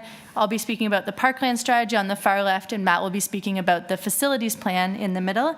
The ravine strategy is another document that helps to guide long-term planning, specifically in ravine spaces. We are not responsible for updating that document, but I wanted to mention that we do work very closely with the urban forestry team who leads the ravine strategy because over half of Toronto's parkland is located within the ravine network. It's a really unique part of Toronto's green space. So I'm starting with that first document on the left-hand side, the Parkland strategy. And what is that document? It is currently in effect. It was adopted about 5 years ago. It is a citywide document, so it spans all corners of the city, and it helps to direct the investment that the city makes in parkland. It's about the land that makes up our park system. So Toronto has over 8,000 hectares of parkland spread across over 1,500 parks. A really great green space network. And this document is a very data-driven document. So it includes a lot of maps within the document that help us to assess our parks network in different ways. So some of the maps I'll show on the next slide, and they look at things like where are the gaps in the city that people don't have access to as much park space, where are they not able to walk to a park. And the way that this document gets implemented is that it helps to guide Parks and Rec staff when they're doing their decision making on where we should be focusing our efforts for new parkland coming into the city and also what kinds of parks we want to be prioritizing. On this slide, you can see some of those maps that I was mentioning. So a really key piece of the parkland strategy is about parkland provision. The map on the bottom left is showing parkland provision. And the way that we create this map is that we overlay 2 layers of data on top of each other. The first layer is where are the parks? We spatially draw all of the parks. And then the second layer is where do the people live? And that overlays then which parts of the city are more dense than other parts of the city. And the result is that map on the bottom left. The areas in darkest orange have the lowest amount of parkland provision. That could either be because in those areas, maybe there isn't a piece of parkland that's within a 10-minute walk or roll from where a person lives, or it could also just be that it's such a dense area that when you start to divide the number of people who are living in an area by the amount of parkland, you can get a really low number. And some of the parts of the city that have the highest parkland provision is a lot close to our ravines. Mentioning then the map on the right-hand side, this is our map of Parkland priority areas. So we have all of these maps in the document that help us analyze the system in different ways, and they culminate together. So that culmination map is that map of the Parkland priority areas, and that really helps us to focus our investment. And it includes looking at parkland provision, but it also then overlays on top of it considerations of where will the future growth be, and also an income consideration. That's the current method of factoring in equity, but we are proposing updates to this methodology because the city's thinking on equity has shifted beyond being only an income focus. And I'll pass it over to Matt to talk about what is the facilities plan. Thanks very much, Danielle. And in lockstep with the Parkland strategy is the Parks and Recreation Facilities Plan. The implementation strategy was approved by City Council in 2019, and it is a 20-year plan that really prioritizes the investment in not just new parks and recreation facilities, but investment in our existing parks and recreation facilities across the city. As you can see on the slide, it represents a large number, thousands of indoor and outdoor parks and recreation facilities. Most notably, our community recreation centers. There's over 125 of those currently across the city. But it also does represent our ice facilities, our indoor-outdoor pools, our sport facilities, sports fields, and our outdoor, what we call sort of courts and zones, which really do look at sports like basketball, for instance, skateboarding, and the like moving forward. And along with the implementation of the facilities plan, we have also been spending a lot of time at the city focusing on a number of particular areas of interest, including cricket, pickleball. We've done some work around curling, an off-leash dog strategy, which was recently approved by council, which will be integrated. And as part of this work, we're looking at ice facilities as well. Next slide. So the recommendations in the facilities plan really do fall in three areas. The first really and most important is reinvestment in existing recreation facilities. The most sort of common resident experiences with existing facilities across the city, and the need was identified in the original plan and will continue to be identified through this plan to continue to reinvest. The other area that we're very focused at the City of Toronto is gaps. And these gaps come in sort of two forms. One are pre-existing gaps that were identified through the facilities plan in areas of low provision. Many of those areas predated the amalgamation of the city, which the plan is set to address. And then obviously growth within the City of Toronto context. So the plan seeks to ensure that we invest in and develop new facilities across the city to respond to the growing city. So what brings us here today is, as part of the Parkland strategy and the facilities plan, was every 5 years was a commitment to take a look at the plans again and ultimately review them and make changes necessary to ensure that they reflect the ever-changing needs of the city. So specifically for this, what we found is certainly if you think of what has happened in the City of Toronto context over the last 5 years, we've definitely seen evidence of changing needs of residents across the city. Growth has had a great impact on our facilities and our parkland, and we've had a lot of legislative changes which have certainly impacted the way that we plan and fund these facilities. The city is constantly bringing forward new policy directions which are implemented into this plan, which certainly do include as well things such as accessibility, environmental standards, and then also we do benefit from more and better data as we move forward, which allows us to basically make more informed and accurate recommendations through the plan. And it's important to note that there's a significant sort of multi-phase public engagement that's involved through this work. This slide, just at a high level, shows the timeline. We're currently in phase 2, which is sort of we're in the process of wrapping up phase 2 engagement, which is exploring some of the directions through the plan. And what you'll see is that the plans are scheduled to come to council in spring of 2026. And it is important to note that the facilities plan has a corresponding following implementation plan that will come in 2027. And that really is around prioritization of recommendations and the funding strategy that aligns with them. In phase one of the plan, we had significant response to the engagement that we did. And you'll see on this slide, I won't go through everything. There were a lot of different tactics that were followed, including a survey with nearly 9,000 responses across the city, online public meetings. We also formed an equity deserving advisory group that has met several times throughout the process and continues to meet that will advance that work. We've been engaging the advisory bodies at the city, including this one throughout the process. But some of the other tactics that are really quite important is in-person pop-ups. We got into every ward across the city, not just in recreation facilities per se, but in community-based facilities and things like that to really hear from residents, which provided some great information moving forward. This is a slide that shows the organizations that are involved in our equity deserving advisory group. Two groups that are identified in this group, the 519 and Outsports Toronto, which is an organization that supports over 20 2S LGBTQ+ amateur sports organizations, sit on the group as we move forward. Next slide. I'm going to hand it back to Danielle for what we've heard about parks.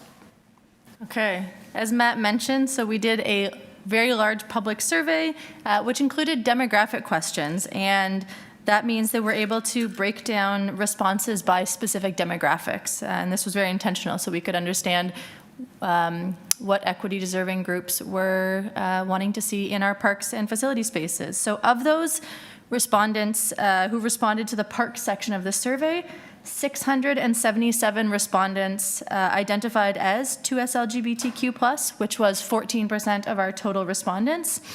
Showing on this screen are some of the top 4 responses that we heard to some big questions, including about barriers to accessing space, where we should be prioritizing for creating new parks, and for park improvements.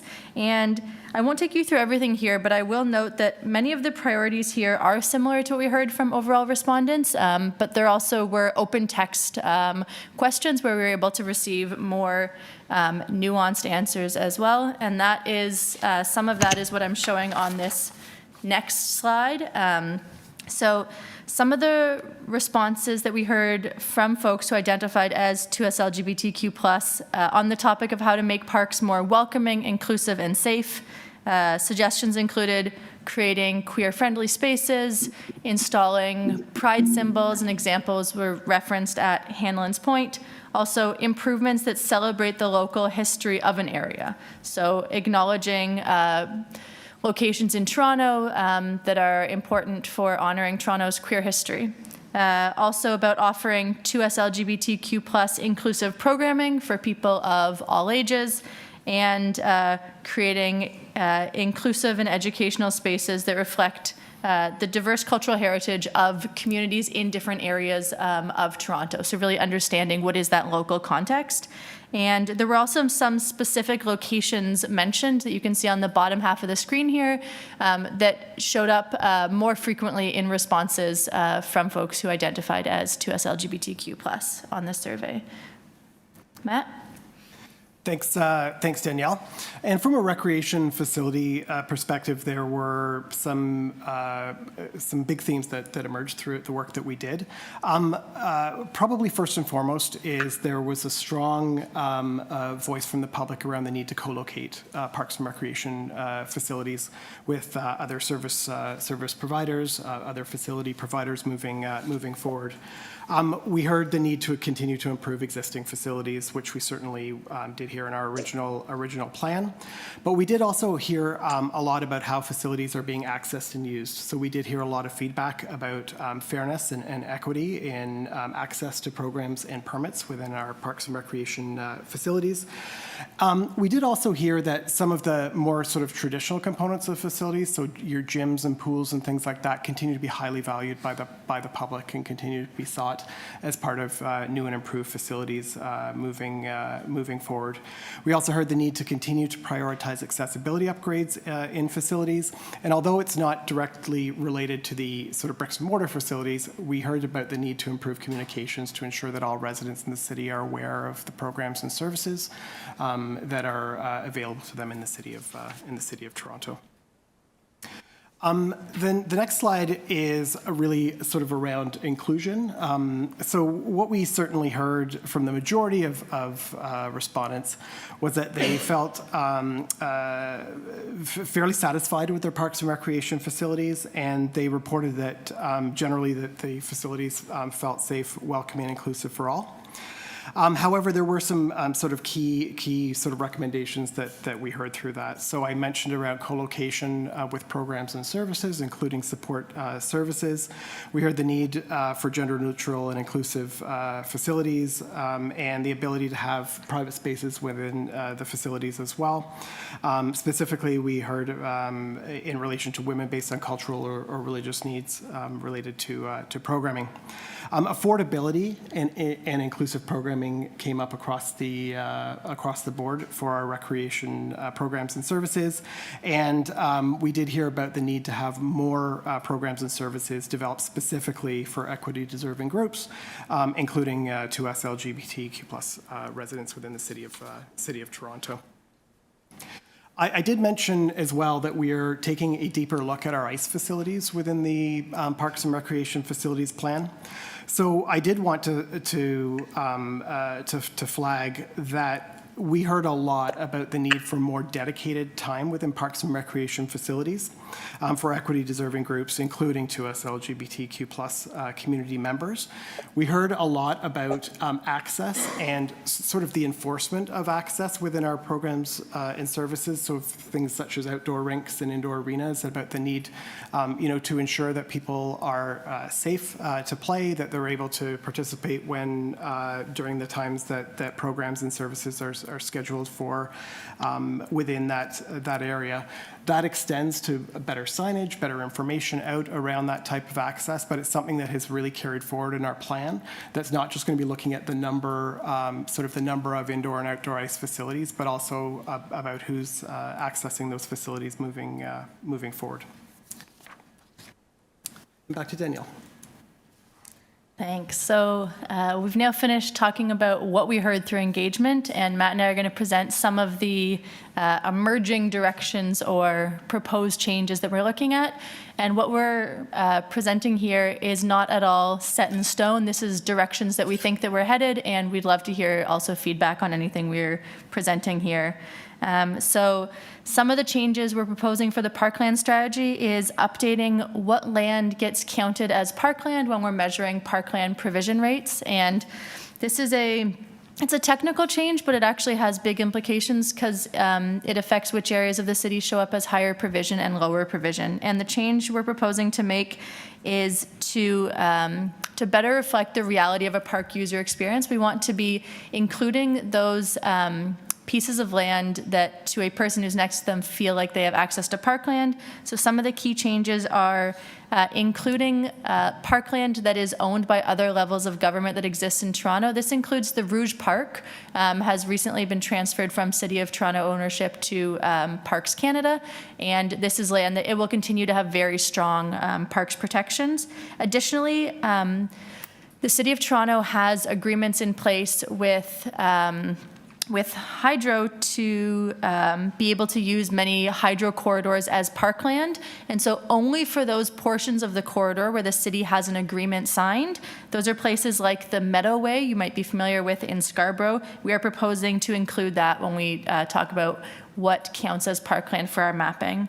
Proposing updates to the vision and guiding principles to reflect both Indigenous placekeeping and also the important environmental role that parks serve. This is something that we really want to come through in these updates to the Parkland strategy, is that parks are both for people and also for planet, a really important piece of our park system. We're updating the Parkland Acquisition Assessment Tool. This is a tool that staff use when they're trying to decide whether they should use funds that we've received through development to either purchase real estate option A or real estate option B. So how do we prioritize? We can't turn all land in the city into parkland. There are not enough funds for that, and we have a lot of people living here. But this tool helps us make those decisions. And also, we are proposing updates to the method that we use to calculate if a part of the city is a parkland priority area. On the slide where I was showing those two maps, the map on the bottom right is the one that shows where are the parkland priority areas, and we're proposing some changes to the criteria that get used.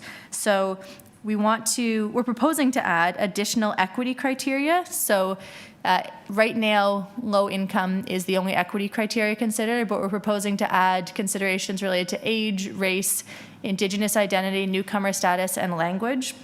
There is a slide in the appendix that gets into a bit more detail on the fact that sexual orientation is not currently included in the equity index, and this is because we don't have census data at a census tract level on the topic of sexual orientation. However, in exciting news, this question is being added into the 2026 census. And so this data can be incorporated into future versions of the equity index, which is something we're excited about. Matt? Thanks, Danielle. And for the Parks and Recreation Facilities Plan, there's 4 draft emerging directions that are sort of coming forward through our phase 2 of our engagement process. The first is really around maximizing the utility of space. So talking about year-round use of facilities, daytime and evening use of facilities, and really making the best that we can of those facilities. And included in that, of course, is renewing facilities to improve their accessibility and their functionality. The second is really about expanding the benefits that come through participation in recreation centers by including more additional services into the mix. We heard a lot from residents around food, not just from the availability of food, but from a food security perspective, which also does have sort of alignments to the parkland that are adjacent in most cases to these facilities. We've also heard how these facilities can also help communities respond in an emergency response situation, and making sure that these facilities are built in a way to do that.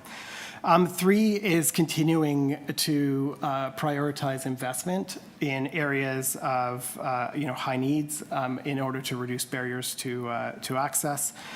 So we are looking to prioritize investment across the city where it's most needed.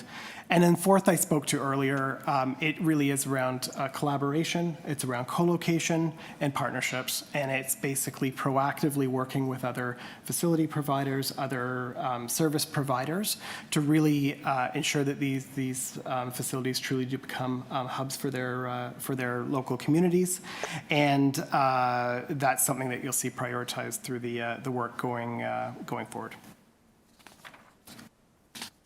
So this brings us to our next steps around phase 2, as I was mentioning earlier. So we're coming towards sort of the end of this piece moving forward, but there still is some ongoing engagement that is occurring. We wrapped up a second survey in mid-September, and as mentioned earlier, we're continuing to visit city advisory bodies. So we have more scheduled meetings with our equity deserving advisory group meetings, community-led engagements working with social development in their community clusters. And we're also very actively engaging Indigenous communities through this work. So we'll continue to do that as we did in phase 1, led by an Indigenous engagement consultant. That work will continue through that work going forward. And that brings us to the last slide, which through the chair we can leave up. It really is we're really just looking for any opportunities to really bring this committee's expertise into our process. So thank you very much for the opportunity for Danielle and I to present. Thank you very much. Chair, does it make sense for us to leave up the discussion questions? Yes, please. Okay, thank you.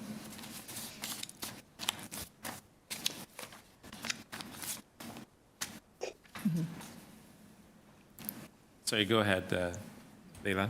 Thank you. So I guess this is personally my favorite part of the policy development cycle. So exciting that you're seeking community feedback for this. My first and only question, just given time considerations, is that you mentioned equity kind of factors and indicators, or, you know, I like to call them lenses that you're using to develop and frame the strategy and how to integrate them into the, you know, to the program, and how they will, you know, be concretely embedded into the procedural aspects. So I guess my question is, how are these equity lenses, you know, being determined, like which ones you're coming up with, and which ones will be used actually? Because, I mean, we cannot use everything, like all factors or all indicators or lenses cannot be used. And sometimes for others, like,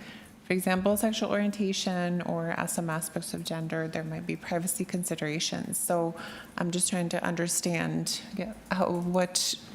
which ones you might prioritize and or why, and and if there's also intersectionality kind of factored in as well.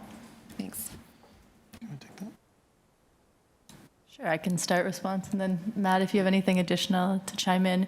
So we've taken guidance from a couple of different places. The city has a number of adopted priorities, and those are pieces that we've looked to those documents to help to guide our approach. And so that includes things like, for example, the Reconciliation Action Plan, when we're looking at topics about equity related to Indigenous communities, and also city has, for example, a confronting anti-Black racism strategy. And so this is, there are some corporate strategies that have helped to guide us in this space. I think what you raise about intersectionality is a really key one as well. And so at our Equity Deserving Advisory Group, we were able to, and it continues to exist, bring together groups that represent different equity deserving groups into, you know, one space together to have those conversations. And we'll be having another meeting where we're proposing our changes, and we're telling all of the different representatives of those groups what we're thinking in that space. And I think it's helpful for, you know, different community groups to then hear the full range of feedback that we've heard. I think from our previous meetings, there's been really good solidarity amongst organizations on, you know, supporting one another and the different interests that we've heard. And the piece about the, what I've referenced before on data, I think privacy is a really big consideration.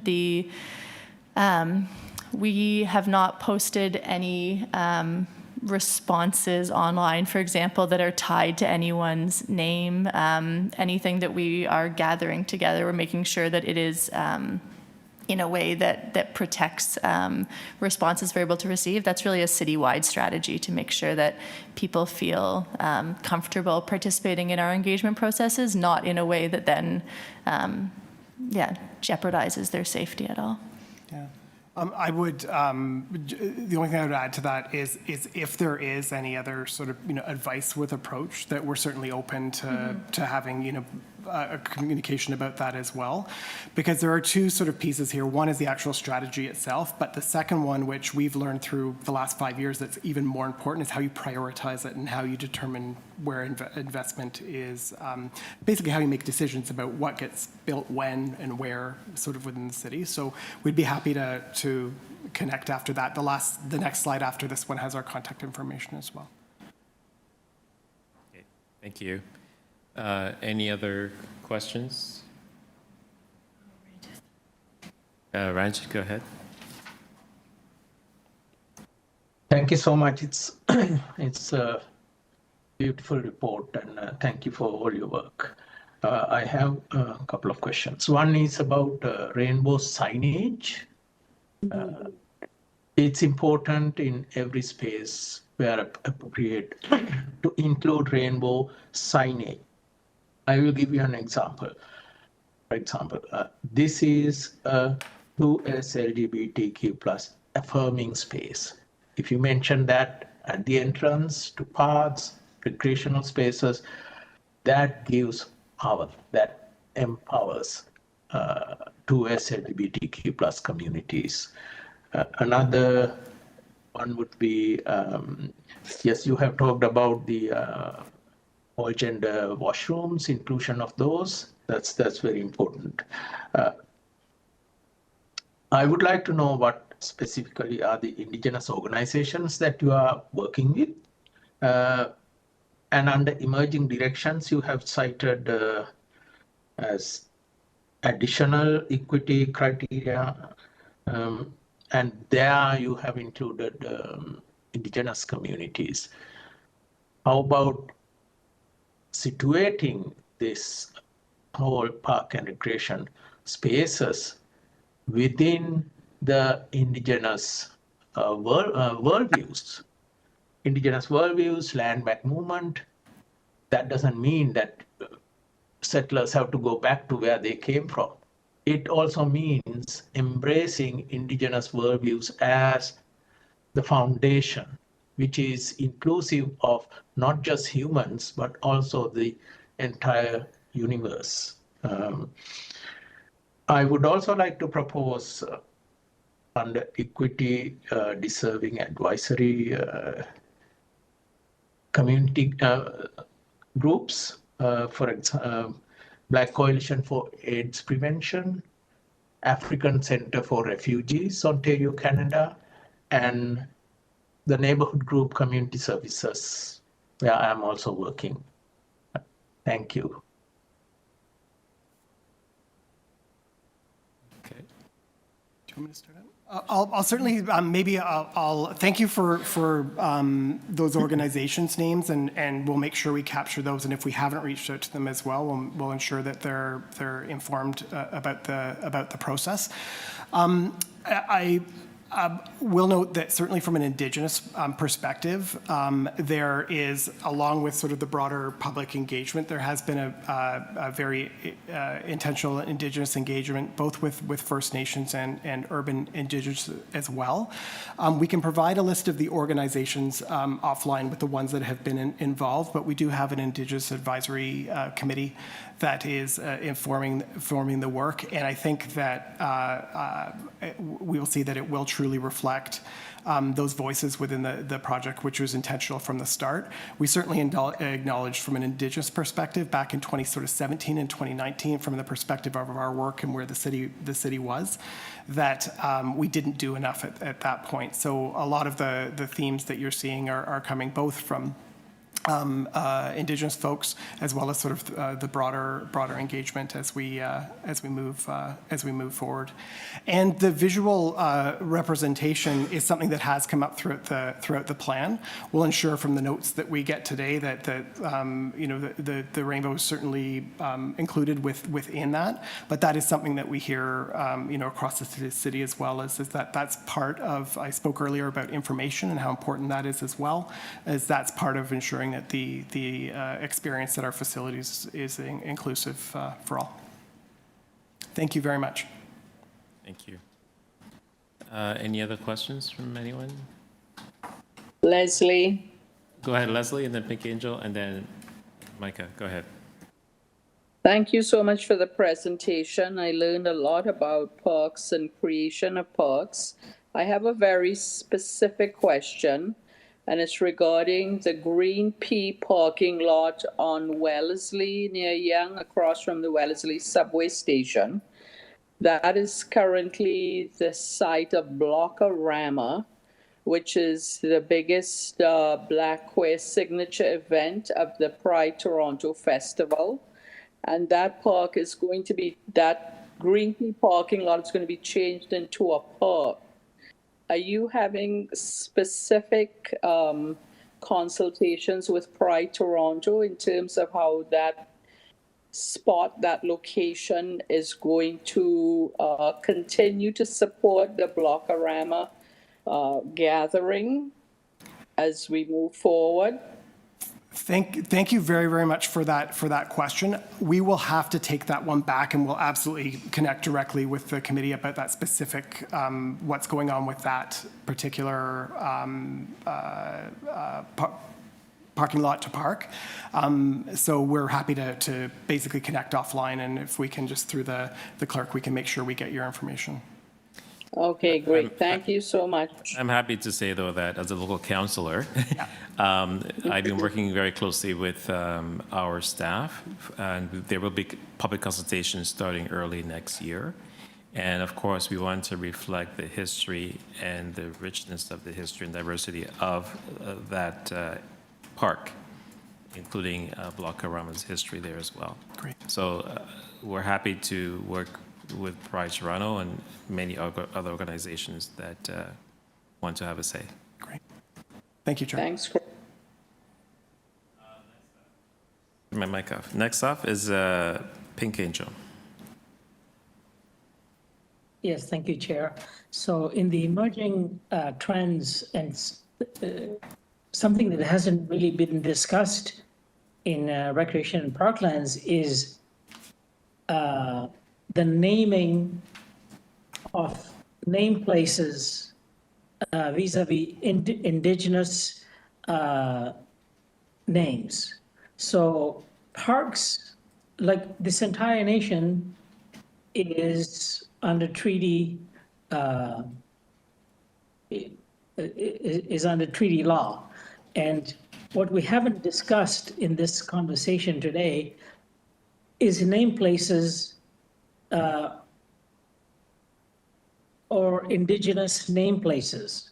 So I propose that in consultation with the indigenous community to have parklands within the City of Toronto also have indigenous name places, so that, you know, the indigeneity of this land is captured, and plaques representing these name places be installed in parklands across Toronto, that also give the general public education of that particular area of the parkland within the City of Toronto. So this is my proposal to Parks and Recreation to take this further and see what they can do about indigenous name places and plaques and the historical background of that particular area. Thank you. No, thank you very much actually for raising that topic. It's something that is actually currently work being undertaken by the city on a citywide framework that's under development in that exact space. I think the city acknowledges this is a really important and complicated topic to make sure that it's done well. But in the meantime, we know that these topics do continue to come up. And so Parks and Recreation has been involved in bringing forward naming for various parks and facilities. And that's happened in some different ways, sometimes including an Indigenous advisory circle specifically focused on that naming. And there are a couple of examples of this. We continue to learn a lot from what happens along these spaces. I think some of the examples are, there's currently work happening around the new park being developed at 90 Croatia, also at Edinonawastana, the community center that opened in the last few years, and the associated park, and at East Bayfront as well. So it's something that, the city is working on developing a framework, but in the meantime, it continues to be an ongoing conversation with Parks and Rec. Sorry, I would also like to add the planting of indigenous varieties of flora. Thank you. Yeah, thank you very much. We can confirm that through Indigenous engagement that those themes have risen very much to the top as well. And again, I just want to state too, we have an Indigenous Advisory Committee. And so a lot of those conversations they're having there, again, try not to use a colonial lens and make suggestions for the Indigenous community because they're capable of doing that themselves. And so for me as a counselor and my colleagues, it's actually to listen as to what they want and what we think that, what they should have or not have. So just want to be mindful of that. I think up next is Mika. Go ahead. Hey, my question is to accessibility, and pardon me if this was mentioned during the presentation, but my question is, are there any considerations being made towards accessibility that aren't specifically mobility based? So not just things like ramps or those like automatic doors, but towards things like having sensory rooms or programming that is more accessible for folks who might have sensory issues, or things like having like visual cues for the ice rinks for folks who may be deaf or hard of hearing. So just like accessibility concerns that might not be top of mind, like mobility issues. Just wondering if those are things that are being considered and thought of at this moment. Yeah, absolutely. Those have come up through our engagement and are coming through the directions that we're advancing through the program.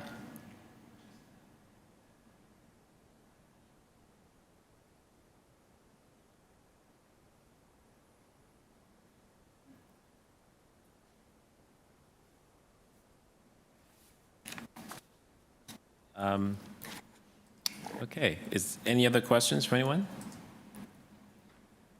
I think we're good to go. Okay. Speakers on the item. Anyone wants to speak on this item? Sorry, I had my hand up. Chris, Councillor? Oh, sorry. Go ahead, Susan, 5 minutes.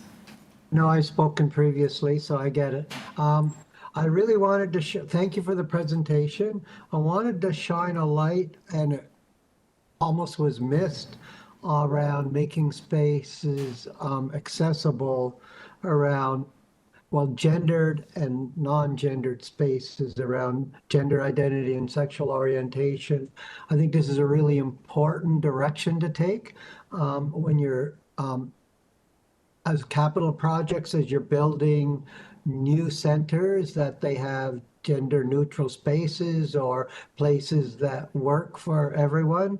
I know that Pam McConnell, our previous city councilor, did a really good job in Regent Park around the aquatic center. So I just wanted to really shine a light on with just a couple notes there, and also around programming and spaces. Our sports and recreation, well, especially sports, can be very gendered in its history, and what the city. So I'm asking what the city's doing to try to make it more inclusive for sexual orientation and gender identity. Excuse me. Thank you. Thank you. Yeah. Thanks, Susan. So that absolutely, the spaces have very much come up through it and are advancing through the process. As I didn't maybe go into the full detail, but certainly hockey and ice was an area that we heard a lot about during this work, and how we can make those spaces more inclusive.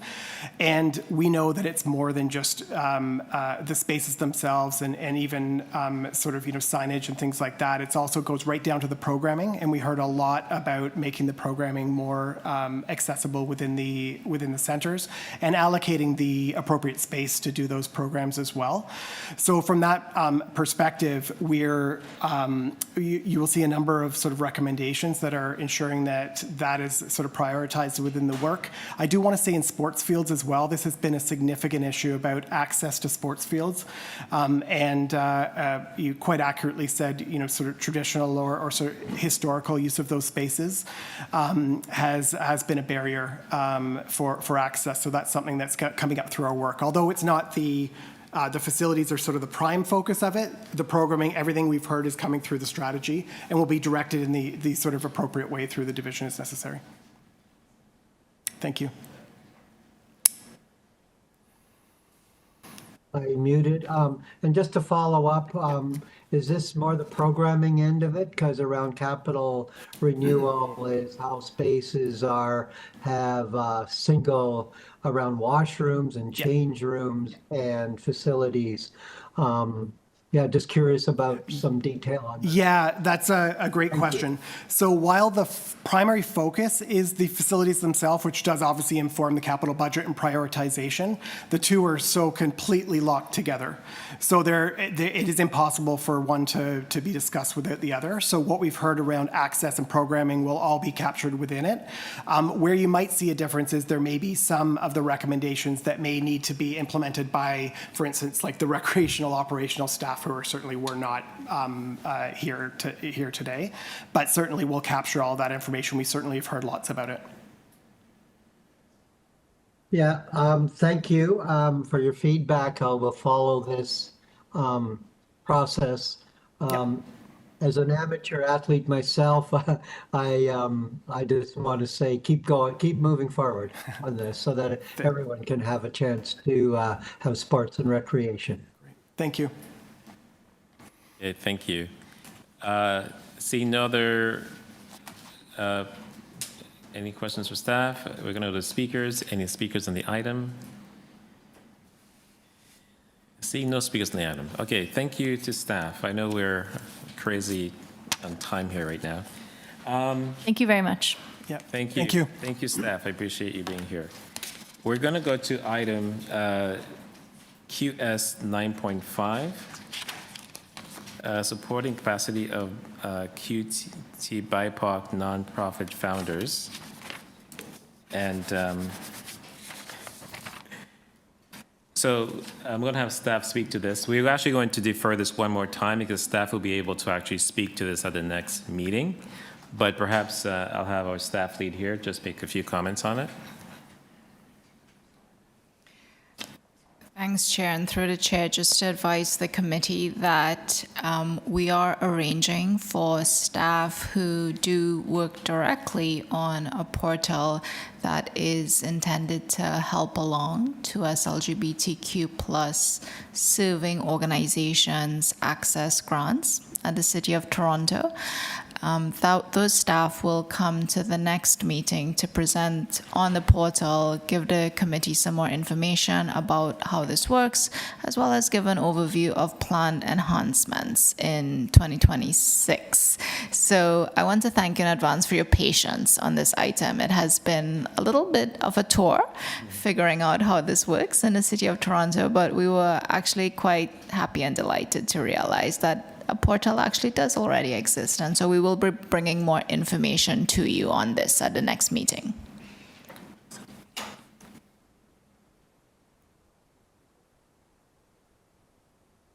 Okay, thank you. I'm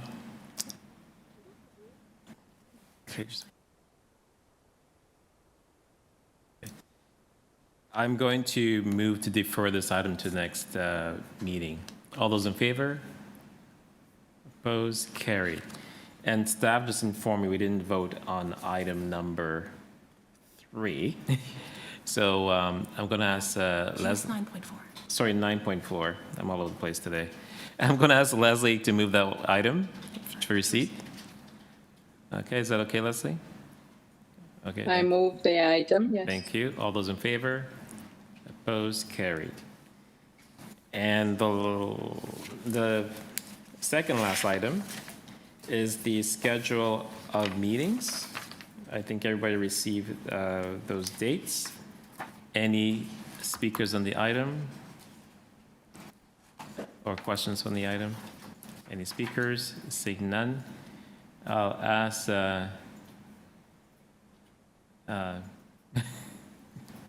Mika to move that item, please. All those in favor? Opposed? Carried. Thank you. And I think the clerk is going to... Oh, did you want to do this one as well? Okay, where are we at? Yeah, those have yours. Thank you. SQ 9.7, new appointments to the 2S LGBTQ+ Advisory Committee. This is a letter from the City Clerk for information to inform the committee of our new appointees. And again, I mentioned at the start of the meeting that Felipe Del Campo Donoso, Susan Gapka, Leslie Leekam, and Leila Shahid are the 4 new members of this committee. And I'll ask Talon to move that item. Talene to move that item, sorry. All those in favor? Opposed, carried.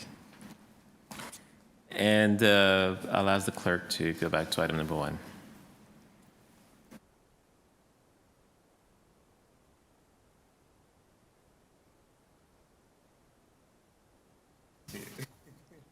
Okay, thank you, members.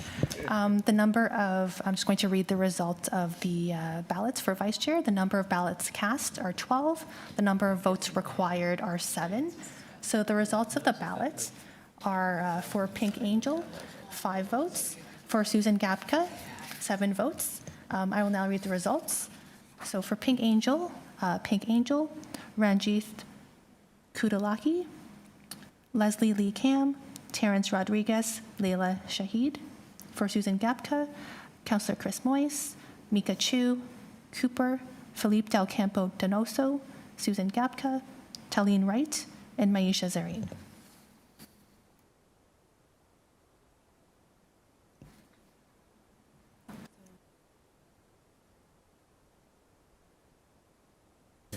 Okay, so according to the results, we're going to declare Susan Gapka as the vice chair of the committee.